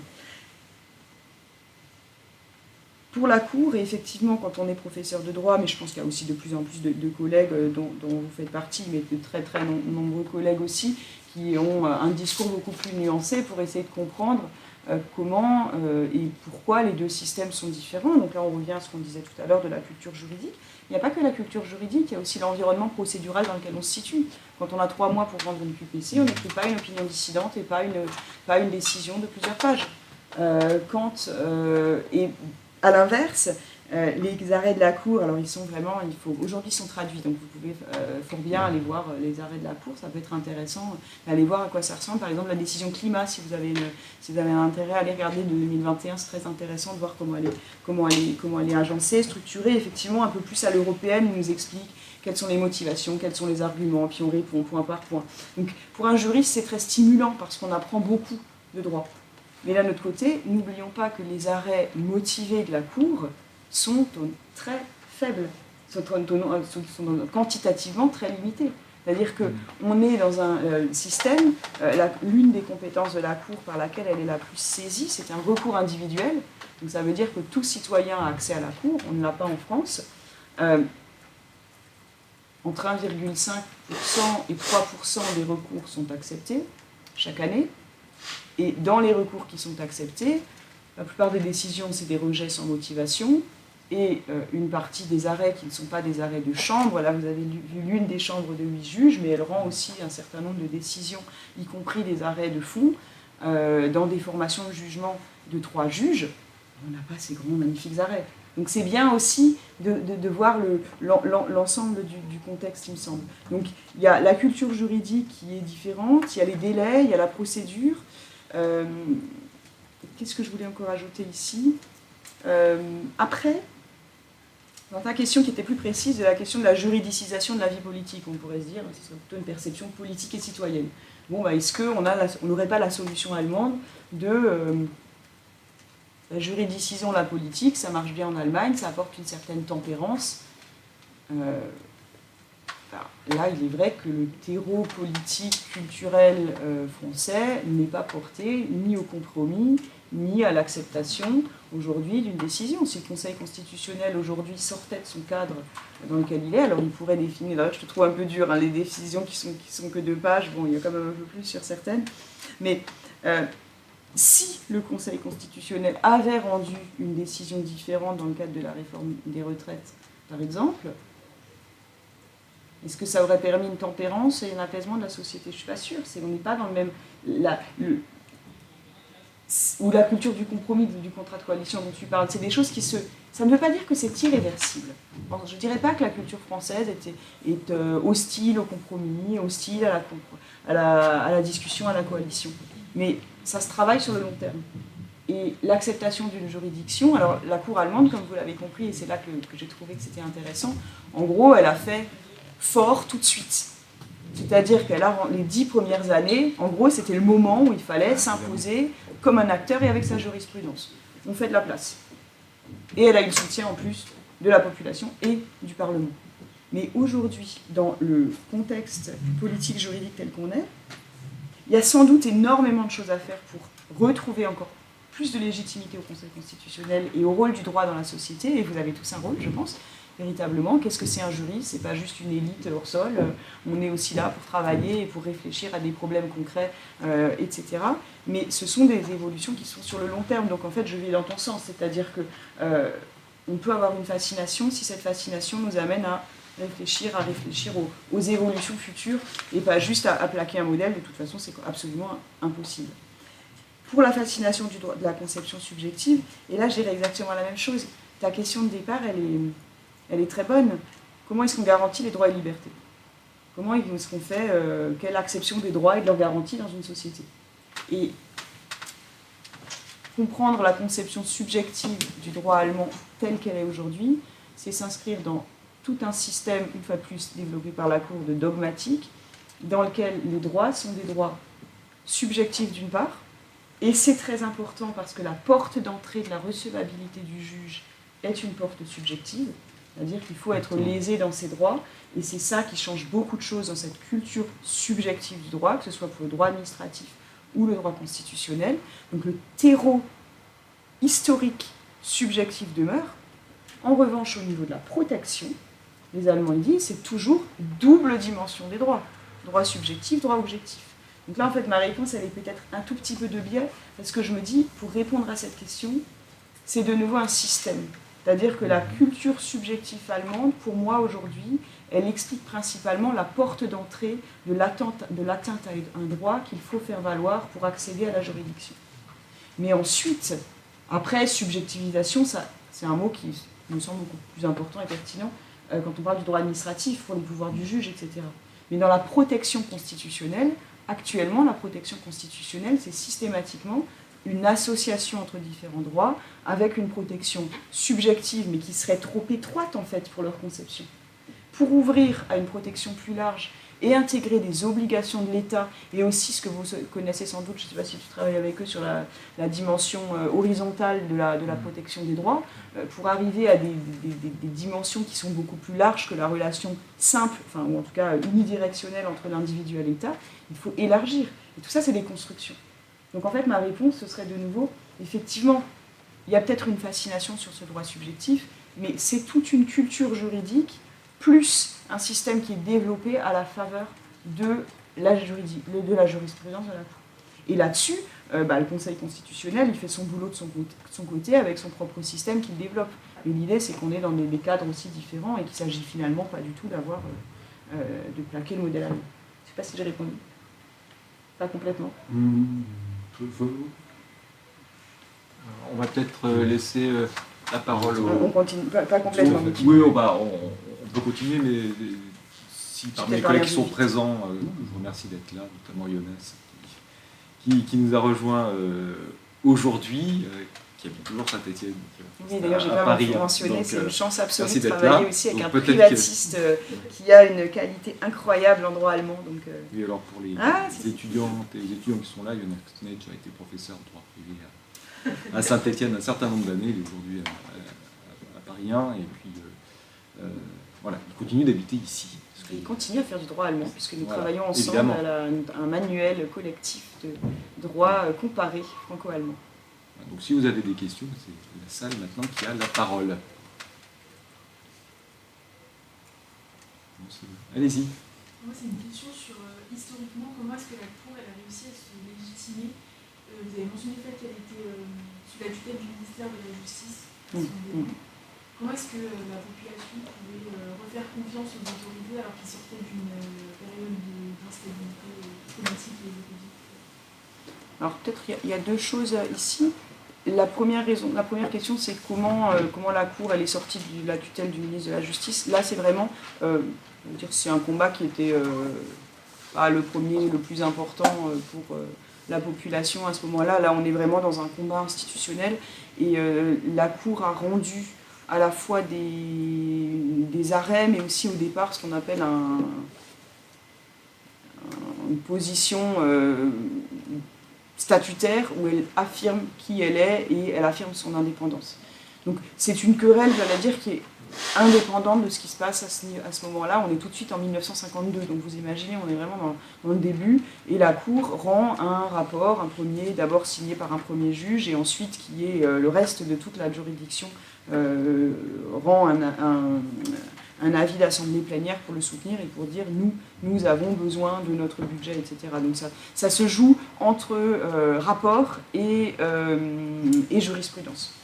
Après, votre question, c'est de savoir est-ce que la population, elle a eu tout de suite un rôle, et là je trouve que vous connaissez sans doute tous le terme de patriotisme constitutionnel.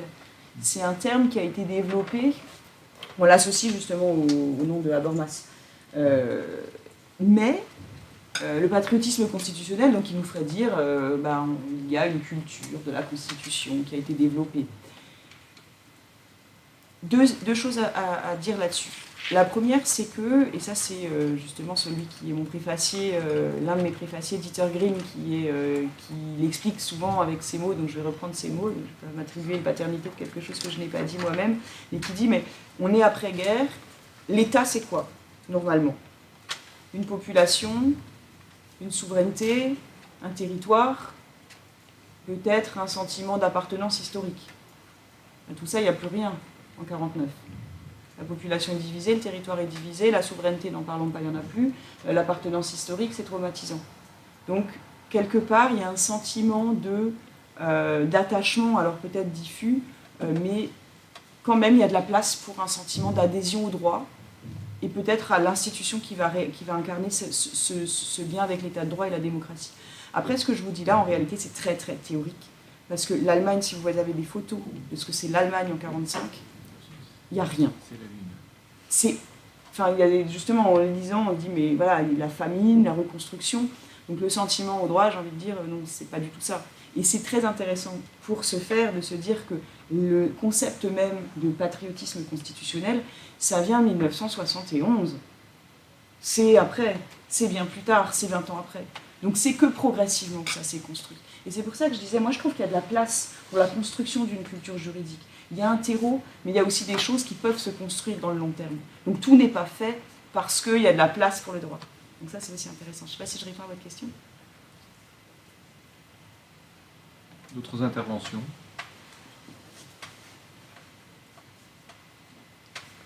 Allez-y, il n'y a pas du tout de questions bêtes. Non, oui, les questions sont bonnes. Allez-y, même par rapport à l'actualité, n'hésitez pas, vous, parce que je pense même qu'il y a... pour votre Et par rapport à la culture, France. voilà, ou la aussi. recherche, la manière de faire de la recherche pour vous. C'est des jeunes chercheurs là bientôt, non? Pas Pas tous, ça non. A priori, ils ont des destins variés, c'est ce qu'on souhaite faire. C'est ça. Sur un aspect historique, est-ce qu'il y a eu des conséquences de l'unification avec la constitution allemande lorsque le RFA et le RDA sont réunis? Est-ce qu'il y a eu des conséquences justement avec la loi fondamentale ou pas tant que ça? Alors des conséquences sur la Cour ou sur la Constitution? Les deux. Alors, en deux mots, il y a eu beaucoup de conséquences dans plein de sens, donc ça va être compliqué de donner toutes. Sur la Cour, sur sa composition, pas tant. C'est assez amusant d'ailleurs, c'est maintenant que se pose la question de tiens, il faudrait peut-être avoir des juges qui viennent de l'Est, de l'ancien Est. Donc là, c'est des débats dans la question de... Parce que, excuse-moi, je t'interromps, il n'y a que des juges issus de d'Allemagne de l'Ouest, et quand il y a eu la réunification, ils n'ont pas pensé... Si, mais c'était compliqué, parce que c'était des formations juridiques qui n'étaient pas du tout les mêmes, qu'il y avait les universités, c'était uniforme, que trouver des gens qui avaient cette qualité, c'était la formation juridique, c'est la reconstruction des universités, c'est une histoire en soi. Et là où c'est intéressant, c'est que maintenant qu'on a tout ce nouveau débat de savoir si une composition, la représentativité est-elle importante dans le cadre, donc le nombre de femmes, le nombre d'autres personnes, et tout d'un coup, là, ça fait 2-3 un peu plus, quelques années qu'on se dit, on regarde un peu plus qui est l'ancien juge qui a une formation à l'Est, qui peut peser dans les débats. Mais ça, c'est un peu plus tard. Après, peut-être, donc, sur la jurisprudence, bien sûr, parce que la Cour, elle est aussi saisie, notamment du traité d'unification. Et peut-être en deux mots, comment s'est fait la réunification. On a parlé d'une... c'est la... Peut-être, tu l'as pas fait en cours? Comment ça se fait en deux mots? Juridiquement, c'est hyper intéressant. C'est la Constitution de 1949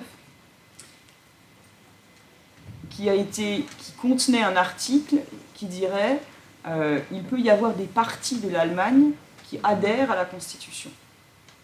C'était pas du tout fait dans l'idée de la réunification. Dans l'idée de la réunification, avec vos connaissances, vous savez que normalement, processus constituant, il faudrait avoir un processus constituant avec tout le peuple qui accepte la Constitution par voie de référendum. Et c'était un autre article de la Constitution qui disait, la Constitution, c'est pour ça qu'elle s'appelait loi fondamentale, c'est une loi fondamentale qui est provisoire, d'où le terme. Sauf qu'on arrive en 89-90, il faut faire vite. La loi fondamentale, elle a son existence et ça marche bien. C'est quand même une loi fondamentale qui est largement acceptée. Donc là, je reviens peut-être à ce que vous posez comme question à l'instant. À ce moment-là, c'est déjà quand même une constitution qui est très appréciée. À l'est de l'Allemagne, il y a quand même aussi largement les dernières élections à l'est de l'Allemagne qui donnent des résultats plutôt pour les partis qui sont favorables à une adhésion. Donc on a toute cette question, j'allais dire, dans un sentiment social et politique qui est pour l'adhésion. Sauf que juridiquement, on se pose la question de comment on fait, parce qu'il ne faut pas non plus on n'est pas dans une perspective de coup d'État. Et cet article 23, qui était à l'époque juste là pour l'adhésion de la SAR, donc d'un petit morceau de l'Allemagne, en fait, on l'a appliqué à l'ensemble des 5 Länder, donc des 5 territoires de l'Est qui sont devenus les Länder de l'Est, en fait, qui ont adhéré à la loi fondamentale. Ça a suscité pas mal de débats. Ça s'est fait aussi sous l'égide d'un traité international. Donc il y a un traité 4+2, peut-être que vous connaissez. Donc on était encore dans une formule de souveraineté limitée. Donc il y a beaucoup de questions juridiques qui sont d'ailleurs hyper intéressantes, puisque tout n'est pas simple. Mais en tout cas, le résultat est que la constitution, qui n'était qu'une constitution des Länder de l'Ouest, est devenue la constitution de l'ensemble de l'Allemagne. Peut-être aujourd'hui, ce qu'on voit avec du recul, c'est que dommage qu'il n'y ait pas eu plus, ça c'était l'objet d'une réflexion que j'ai eue récemment, dommage qu'il n'y ait pas eu plus de débats et d'intégration des avancées sociales, économiques, malgré tout, de l'Est. Parce qu'on a tendance à oublier que l'Est, en termes de droit à l'avortement, de droit des enfants, de protection de l'environnement, était plus en avance.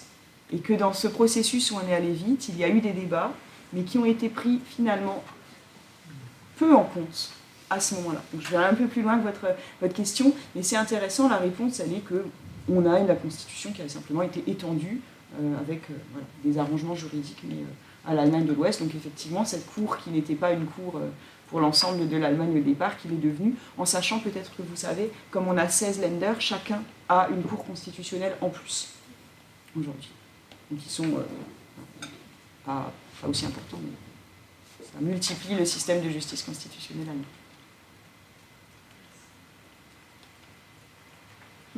J'ai une petite question à propos de l'actualité. Est-ce que selon vous, la montée de l'extrême droite en Allemagne pourrait remettre en cause l'indépendance et l'influence que la Cour peut avoir sur la société, mais aussi sur le système juridique plus globalement?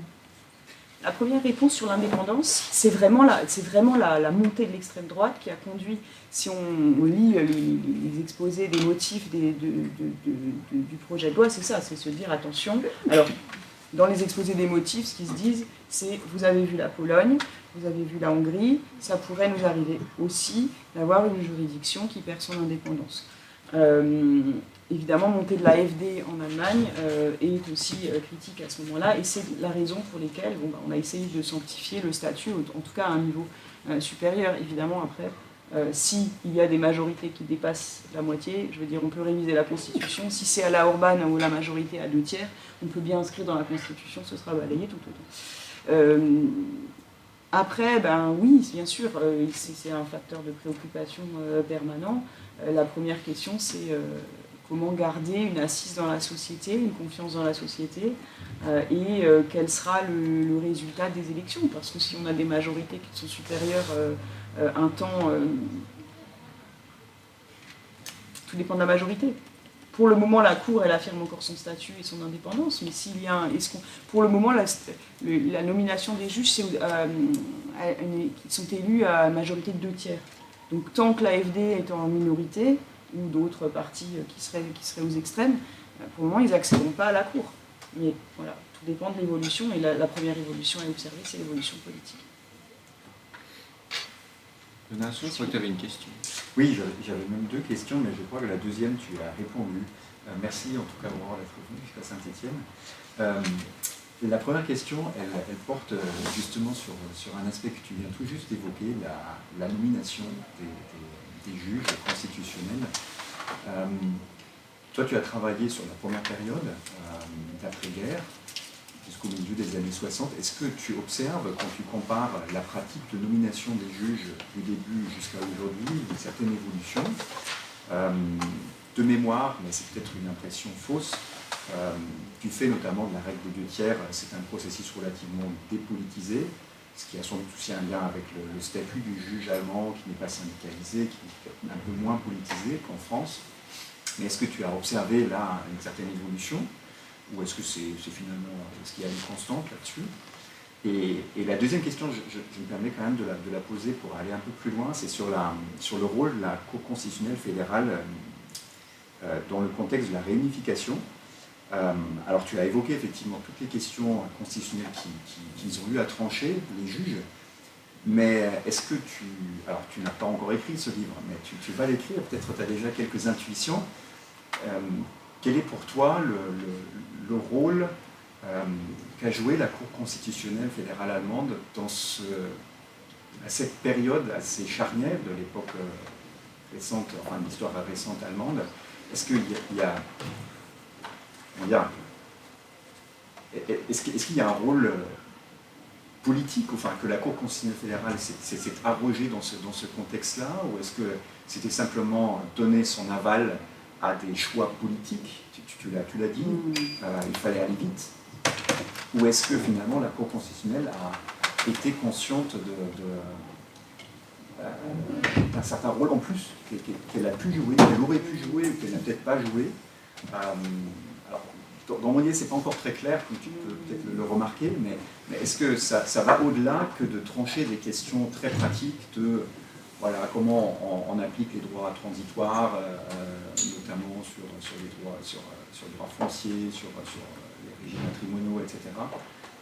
Peut-être qu'il y a quelque chose en plus. Alors tout de suite sur cette question, j'ai des intuitions et effectivement il y a vraiment des choses à observer. La question de est-ce qu'elle est consciente d'un rôle, ça j'en sais rien et ça m'intéresse énormément. Puisque ma question aujourd'hui, c'est comment, ça fait écho aussi à votre question, est-ce qu'il y a, aujourd'hui, je sens parmi les juges, on est conscient d'un rôle, d'une montée, d'une difficulté, de la nécessité de défendre l'état de droit, mais vraiment chevillé au corps, on regarde l'évolution du paysage juridique, politique, qu'est-ce qui se passe et qu'est-ce qu'on peut faire, et qu'est-ce qu'on apporte comme réponse. Donc ça, c'est une question première qui est une intuition, ça je ne sais pas. Donc vraiment, est-ce que, dans quelle mesure il y a eu, les juges ont été d'accord, dans quelle mesure il y a eu des opinions dissidentes ou pas, c'est vraiment dans le projet. Après, ce qui sera intéressant, c'est parfaitement juste ce que tu dis, il y a les questions techniques sur lesquelles elle est censée se prononcer, le droit transitoire, le traité d'unification, mais déjà derrière ces questions techniques, je pense qu'il y aura des choses, vu que les jurisprudences elles sont vraiment longuement développées, il y aura déjà des indices de cette question. La question des expropriations me semble intéressante.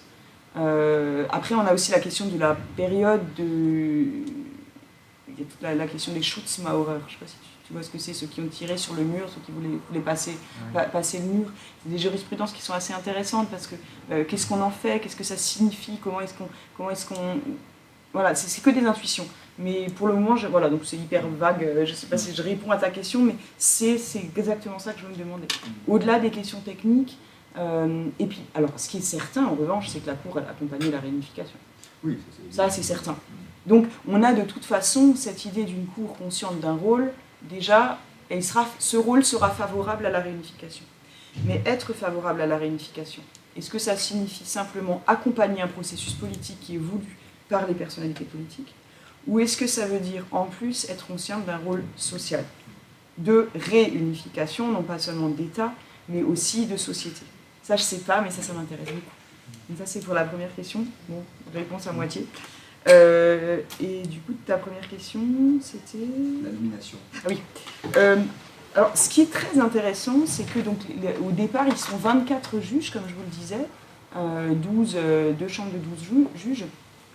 Ça, c'était un premier point d'étonnement parce que la réalité, c'est que la plupart des premiers juges ont une carrière politique. Donc ça dément un petit peu ce préjugé de dire ce sont des juristes qui n'ont pas de lien avec la politique. Au contraire, en fait, leur rôle politique a été très important dès le départ. Ensuite, il y a eu des phases aussi, attention, parce que le rôle de politique de départ est souvent un rôle politique dans les Länder et que l'Allemagne s'est reconstruite par la base et par les Länder. Donc le fait d'avoir eu des personnalités qui avaient des connaissances de chacun des Länder et qui avaient eu des responsabilités, c'était fondamental. Ensuite, ça s'est un peu étiolé. Il y a eu des phases où il y avait encore plus de politique. Alors la règle des 2 tiers, ça a vraiment joué. Ce qui est intéressant, cette règle des 2 tiers, c'est pareil si vous faites du droit comparé. Est-ce qu'une règle de 2 tiers de majorité, c'est une règle de blocage ou c'est une règle de modération? Ça me fait permettre de faire le lien avec ce que tu disais tout à l'heure. La culture du compromis allemand a fait que cette règle des 2 tiers a conduit les partis politiques à travailler entre eux Pas toujours, il y a des rejets, il y a des refus, il y a des discussions, mais globalement, à essayer de trouver des personnalités qui étaient consensuelles, quel que soit leur parcours. En sachant qu'il y a peut-être cette autre distinction, quand je dis quel que soit leur parcours, quoi qu'il en soit, même quand la personnalité, parce qu'il y a eu, le président actuel est un ancien avocat qui a eu sa carte à la CDU, donc qui est aussi un homme quelque part politique. Mais quel que soit le parcours qu'il soit politique, juridique, avocat, juge, etc., en fait, ce qu'il ne faut pas oublier, c'est qu'ils ont quand même tous la même formation. Donc ça change tout, en fait. C'est que quoi qu'il en soit, qu'il y ait des moments où il y a un peu plus de politique, des moments où il y a un peu plus de juridique, plus de professeurs de droit, quoi qu'il en soit, il y a deux éléments qui ne changent jamais depuis le début, et ça c'est des éléments qu'on a sanctifiés, alors pas la formation, mais une partie d'entre elles. Premier élément, quoi qu'il en soit, ils sont tous Volljuristes. Donc Volljuristes, ça veut dire qu'ils ont tous un premier examen d'État, 5 stages dans la magistrature, auprès d'un avocat, auprès d'un procureur, auprès d'une administration, plus un stage supérieur, pendant 2 ans et demi, et encore un examen de procédure. Donc quoi qu'il en soit, même celui qui a été politique et qui s'est intégré, il a fait cette formation. Et en plus, il y a toujours dans chaque chambre, non seulement des juristes, mais des juges. Et ça change aussi beaucoup, parce qu'ils ont l'expérience des juridictions supérieures. Donc à chaque fois, sur une chambre de 8 juges, vous avez 3 personnes qui ont l'expérience d'une des juridictions suprêmes.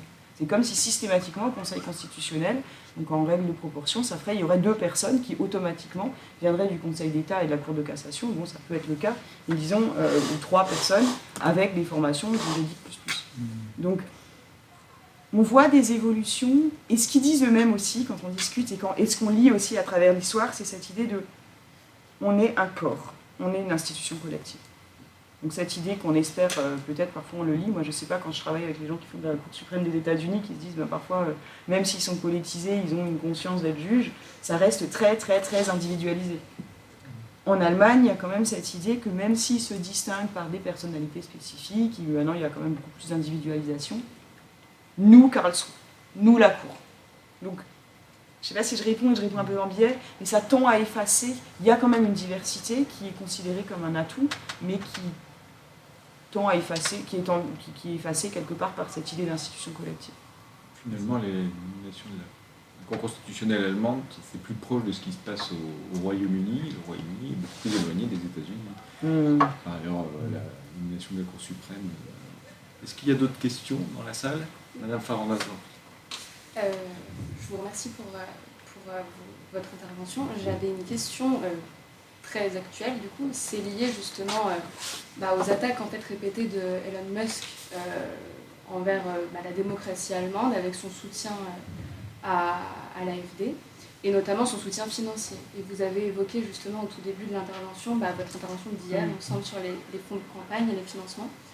Et donc, justement, vous avez évoqué aussi la Cour constitutionnelle fédérale sur son indépendance, la révision constitutionnelle. Est-ce qu'elle aurait un rôle là à jouer avant que ce soit trop tard, entre guillemets, par rapport justement à ces ingérences d'Elon Musk et plus globalement de la politique américaine au sein de la démocratie allemande, à l'instar, je n'ai pas le détail, mais de la Cour constitutionnelle, le tribunal constitutionnel roumain, qui a annulé justement une élection par rapport à des ingérences via des applications, ce genre de choses.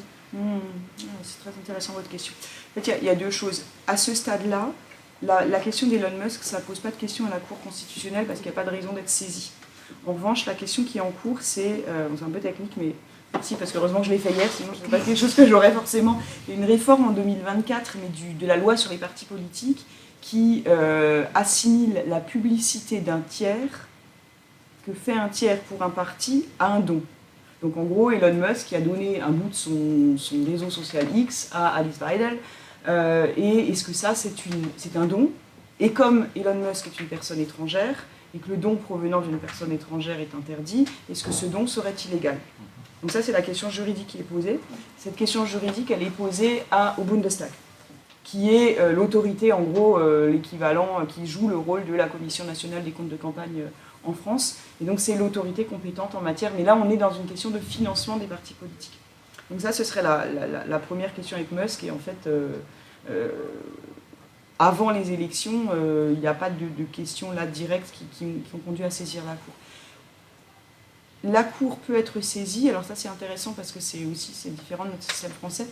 Ensuite, si on essaie de trouver un parallèle avec la Cour roumaine, la Cour est une autorité électorale seulement en appel. Donc s'il y avait des ingérences dans la campagne, s'il y avait des irrégularités électorales, mais dans la question des candidats de campagne ou d'autres questions, d'abord la question irait à nouveau au Bundestag, qui est l'autorité de première instance, et ensuite, s'il y a un recours, ça pourrait aller à la Cour constitutionnelle.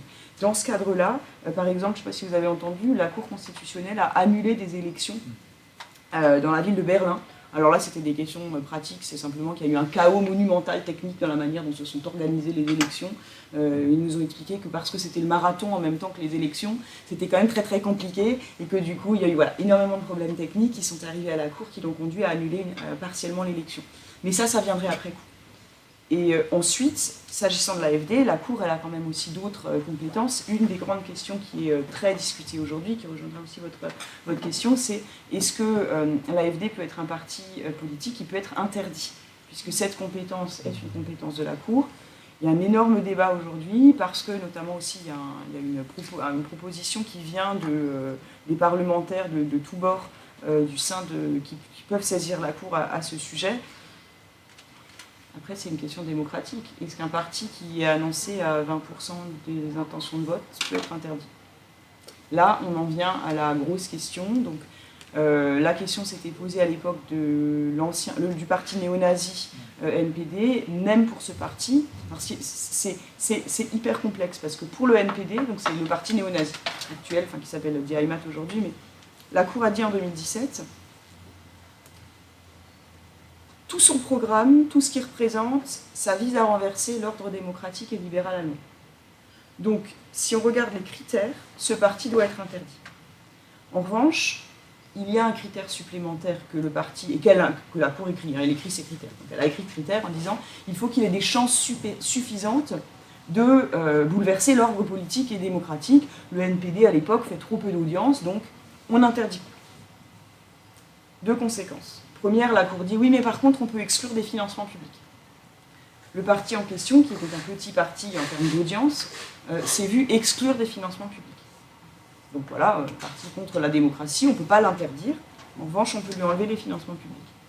Et si vous me suivez dans mon argumentation, l'énorme difficulté aujourd'hui, c'est que l'AfD, dans son programme, potentiellement se rapproche d'un parti qui est véritablement un parti qui est à l'extrême droite et qui vise à subvertir ou à bouleverser l'ordre démocratique et libéral. Et en termes d'audience, qu'il a véritablement l'argument qu'elle avait elle-même intégré en 2017, aujourd'hui l'AfD le remplit. Et donc la question n'est plus juridique, puisque la question se pose, est-ce que la Cour véritablement peut interdire un parti qui fait partie du paysage politique au vu de son audience dans la population? Donc là, le débat, il a cours, et on dit, en fait, ce serait contre-productif. L'AfD, elle est là, elle dit magnifique. Il y aurait une procédure qui prendrait 5, 6, 7 ans. Victimisation absolue, regardez, le droit, c'est absolument contre la démocratie. Donc en fait, on est dans un débat insoluble, et ici, finalement, la Cour, elle a plutôt intérêt à ne pas être saisie, ou en tout cas à mettre beaucoup de temps à rendre sa décision. Merci. C'est le vieux débat sur le pluralisme en démocratie, ce que Churchill disait. De toute façon, c'est très bien que la démocratie possède sa propre destruction. Donc, à partir du moment où on a ce postulat-là, il faut l'accepter et vivre avec. Voilà. D'autres questions? Moi, je vais en avoir une, puisqu'on parle de démocratie. Alors, c'est peut-être moins juridique, mais je suis un lecteur assidu de Jan Kershaw, qui a beaucoup travaillé sur l'avènement du nazisme en Allemagne.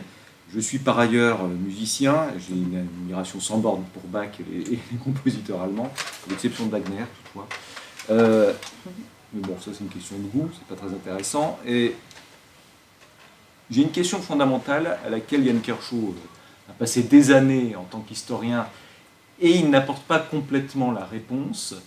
Et je crois que c'est encore peut-être plus difficile pour une juriste, mais j'aimerais quand même avoir le point de vue vraiment de la juriste spécialiste de cette culture, et tu as travaillé en tant qu'historienne, donc tu n'es pas purement positiviste, peut-être la mieux placée pour m'apporter peut-être une réponse, mais il faudrait que je discute avec des Allemands également, je n'arrive pas à comprendre, en plus dans une conception subjective du droit public, de la puissance intellectuelle et culturelle allemande d'un point de vue juridique, qui conduisait quand même à construire ce qui sera pour les systèmes romano-germaniques quand même l'état de droit. Et encore, c'est Luc Oechling a beaucoup plus travaillé là-dessus que moi, mais bon, il y a l'état de droit, il y a Rechtsstaat, qui est vraiment une conception propre à l'Allemagne, qui est beaucoup plus puissante que, de mon point de vue, que la conception française de l'état de droit.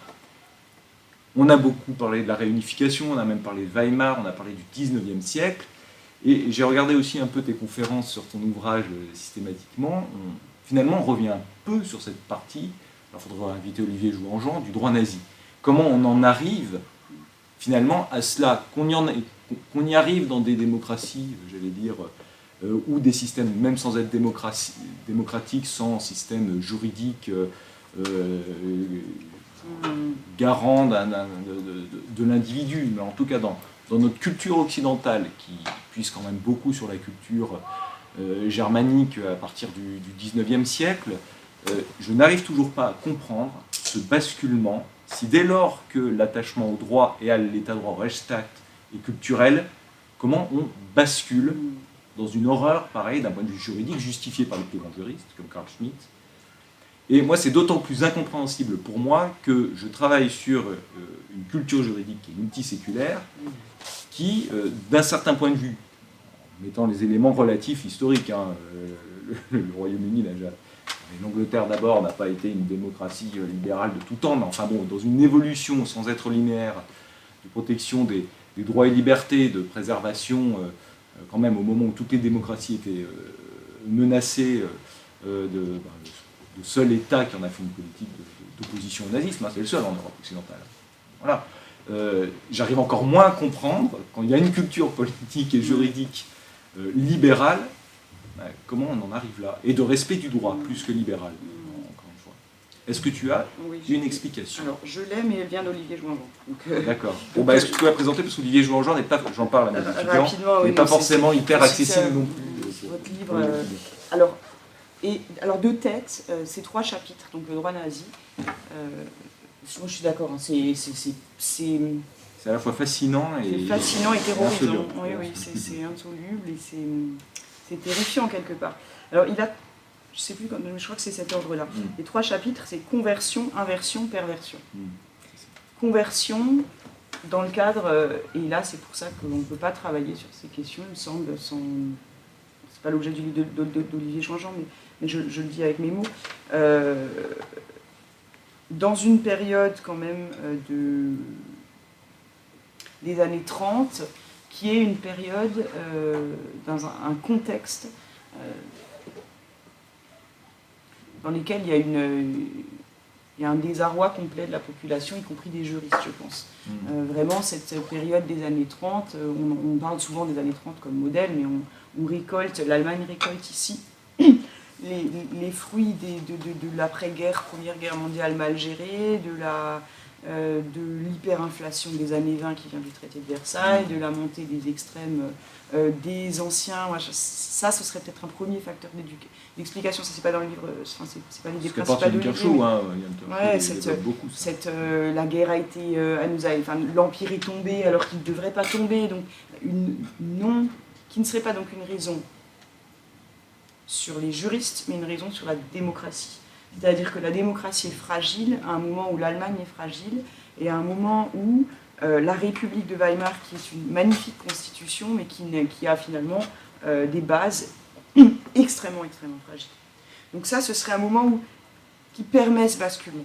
Un terreau politique, économique, social, d'absence d'adhésion à la démocratie, qui finalement fait que l'arrivée de l'homme fort, dans une période où on a eu des gouvernements minoritaires à répétition, dans la fin des années 30, et un maréchal Hindenburg, un président Hindenburg qui n'aide pas, et des premiers ministres à la fin qui gouvernent contre le Parlement, et qui permettent, qui insufflent l'idée que le Parlement, c'est la division.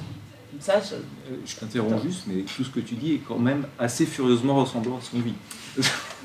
Bon, on n'a quand même pas cette... Non, mais il n'y a pas la Première Guerre mondiale, mais quand même, et puis il n'y a pas l'Empire avant. Objectif, la démocratie, j'espère qu'on est un petit peu plus attaché. D'un point de vue institutionnel, D'un point de vue institutionnel, bon après voilà.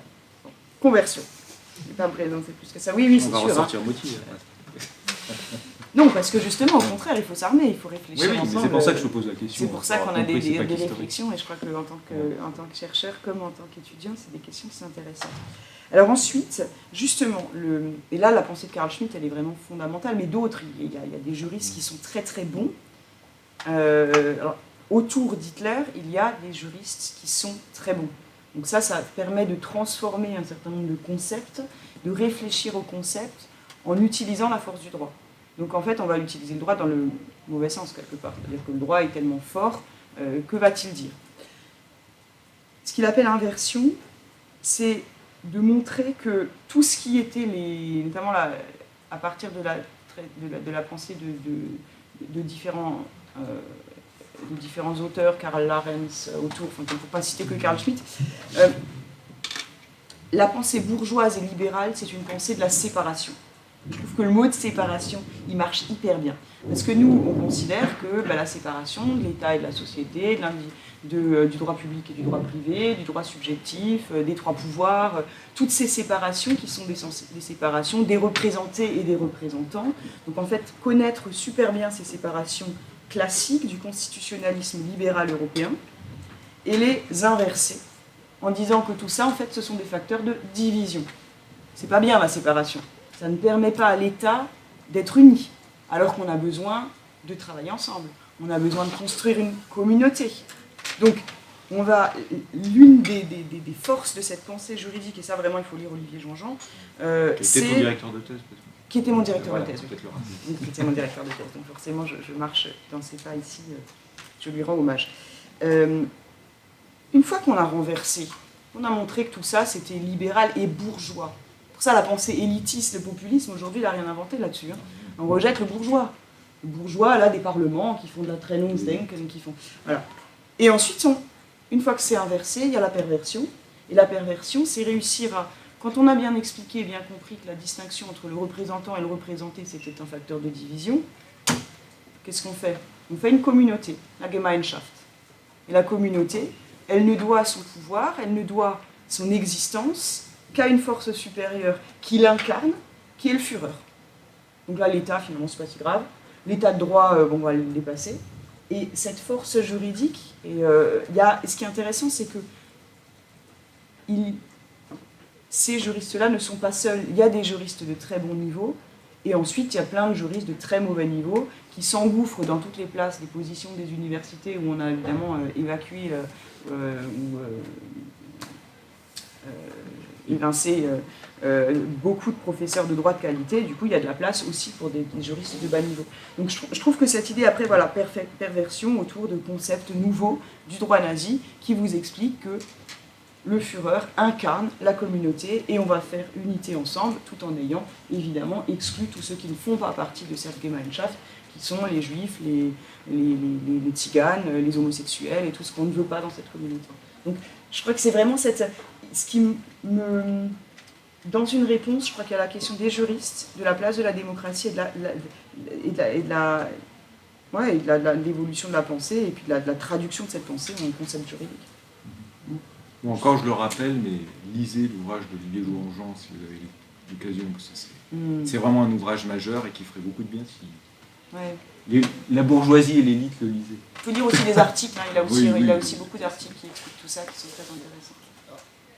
Si on cite Jean-Jean, le problème c'est que Jean-Jean il n'apporte pas réellement des réponses, il apporte des réponses qui portent simplement sur des détails de débat entre juristes. Alors la réponse que j'en tire, au-delà, oui, tu as raison, là, il y a de grosses choses pour essayer de comprendre. Il écrit comme si Behemoth de Neumann n'avait pas été écrit. Alors oui, bon, ça c'est aussi...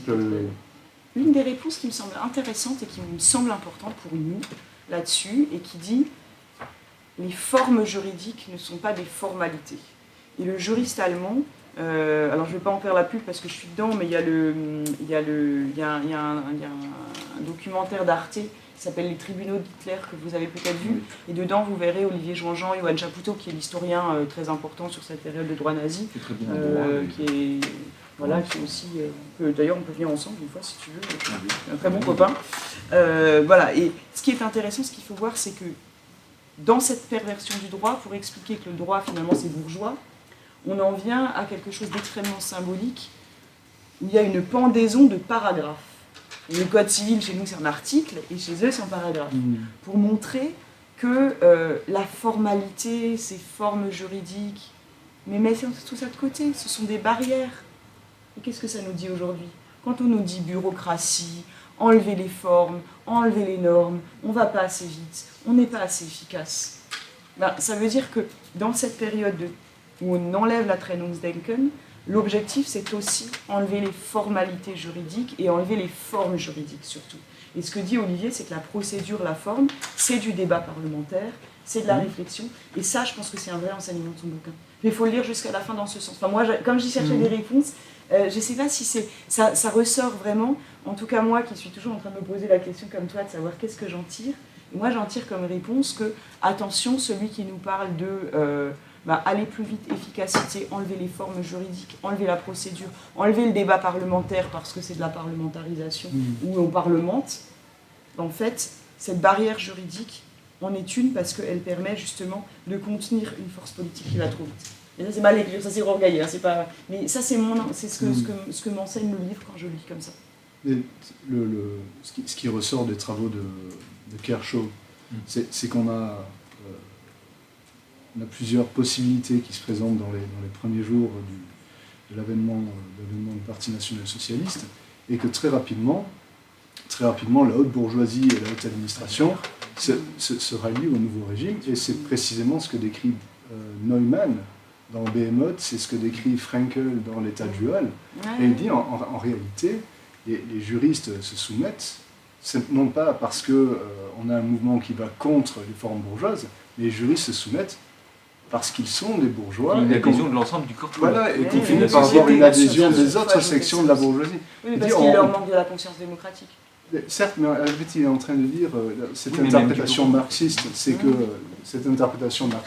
le rêve d'une classe bourgeoise véritablement libérée, c'est la bourgeoisie libérée du besoin d'avoir à rendre des comptes démocratiques à la population. Donc le national-socialisme, si on a cette interprétation de Neumann dans Behemoth, c'est le succès de la bourgeoisie.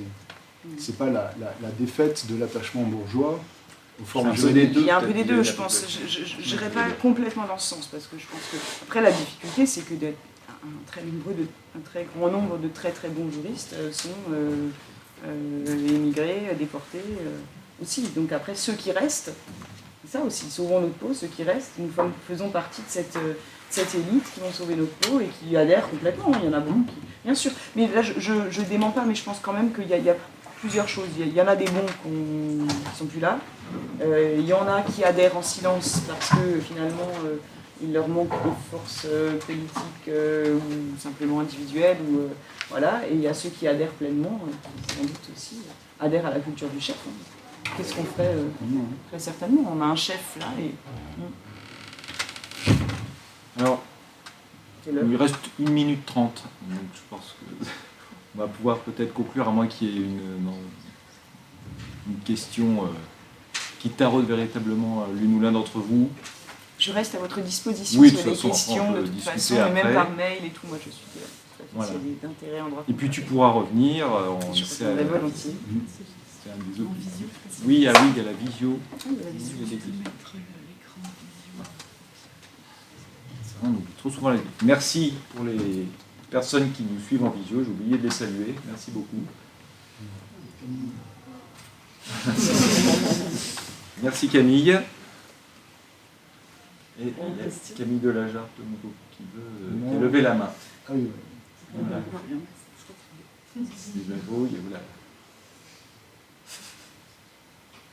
Merci à vous. C'est bon. Laissez leur main. Elle veut parler. Il y a des questions à poser ou pas? Relevez la main si c'est le cas. Parce qu'il y a eu plusieurs messages en même temps, c'était pas C'est clair. dans la liste des participants qu'on voit les mains levées. Ouais, sinon les mains disparaissent. Je sais pas, il est en train d'écrire quelque chose, je pense. C'est ça, ouvrir le panneau participant. Non, vous devrez voir des mains levées. Non. Pas de questions. Ok, très bien. Merci. Bon bah écoutez, je te remercie encore très chaleureusement, Aurore. Tu savais que je voulais t'inviter depuis longtemps. Je pense que ce n'est que la première d'une longue série, du moins je l'espère, parce qu'on a encore des travaux à produire. J'espère qu'on arrivera quand même à se faire rencontrer le droit allemand et le droit britannique, parce qu'il y a quand même vraiment des points de contact très forts. Et puis, je remercie encore une fois toutes les personnes qui sont venues et qui ont posé des questions. Je suis sûr que ça vous a beaucoup enrichi. Ça donne quand même un regard, quand même, je reste convaincu, pas forcément très optimiste quand même sur certaines évolutions, même si nous sommes conscients. Enfin, Stefan Zweig était aussi très conscient de ce qui se passait dans les... Rester juriste et démocrate. Voilà, oui, il y en avait, mais bon, pas forcément beaucoup. Bon, bref, sur ces conclusions, je vous souhaite une bonne fin de journée. Et on se retrouve au prochain séminaire. Je ne sais pas quelle date, Émilie ? Voilà, non, le 13 février.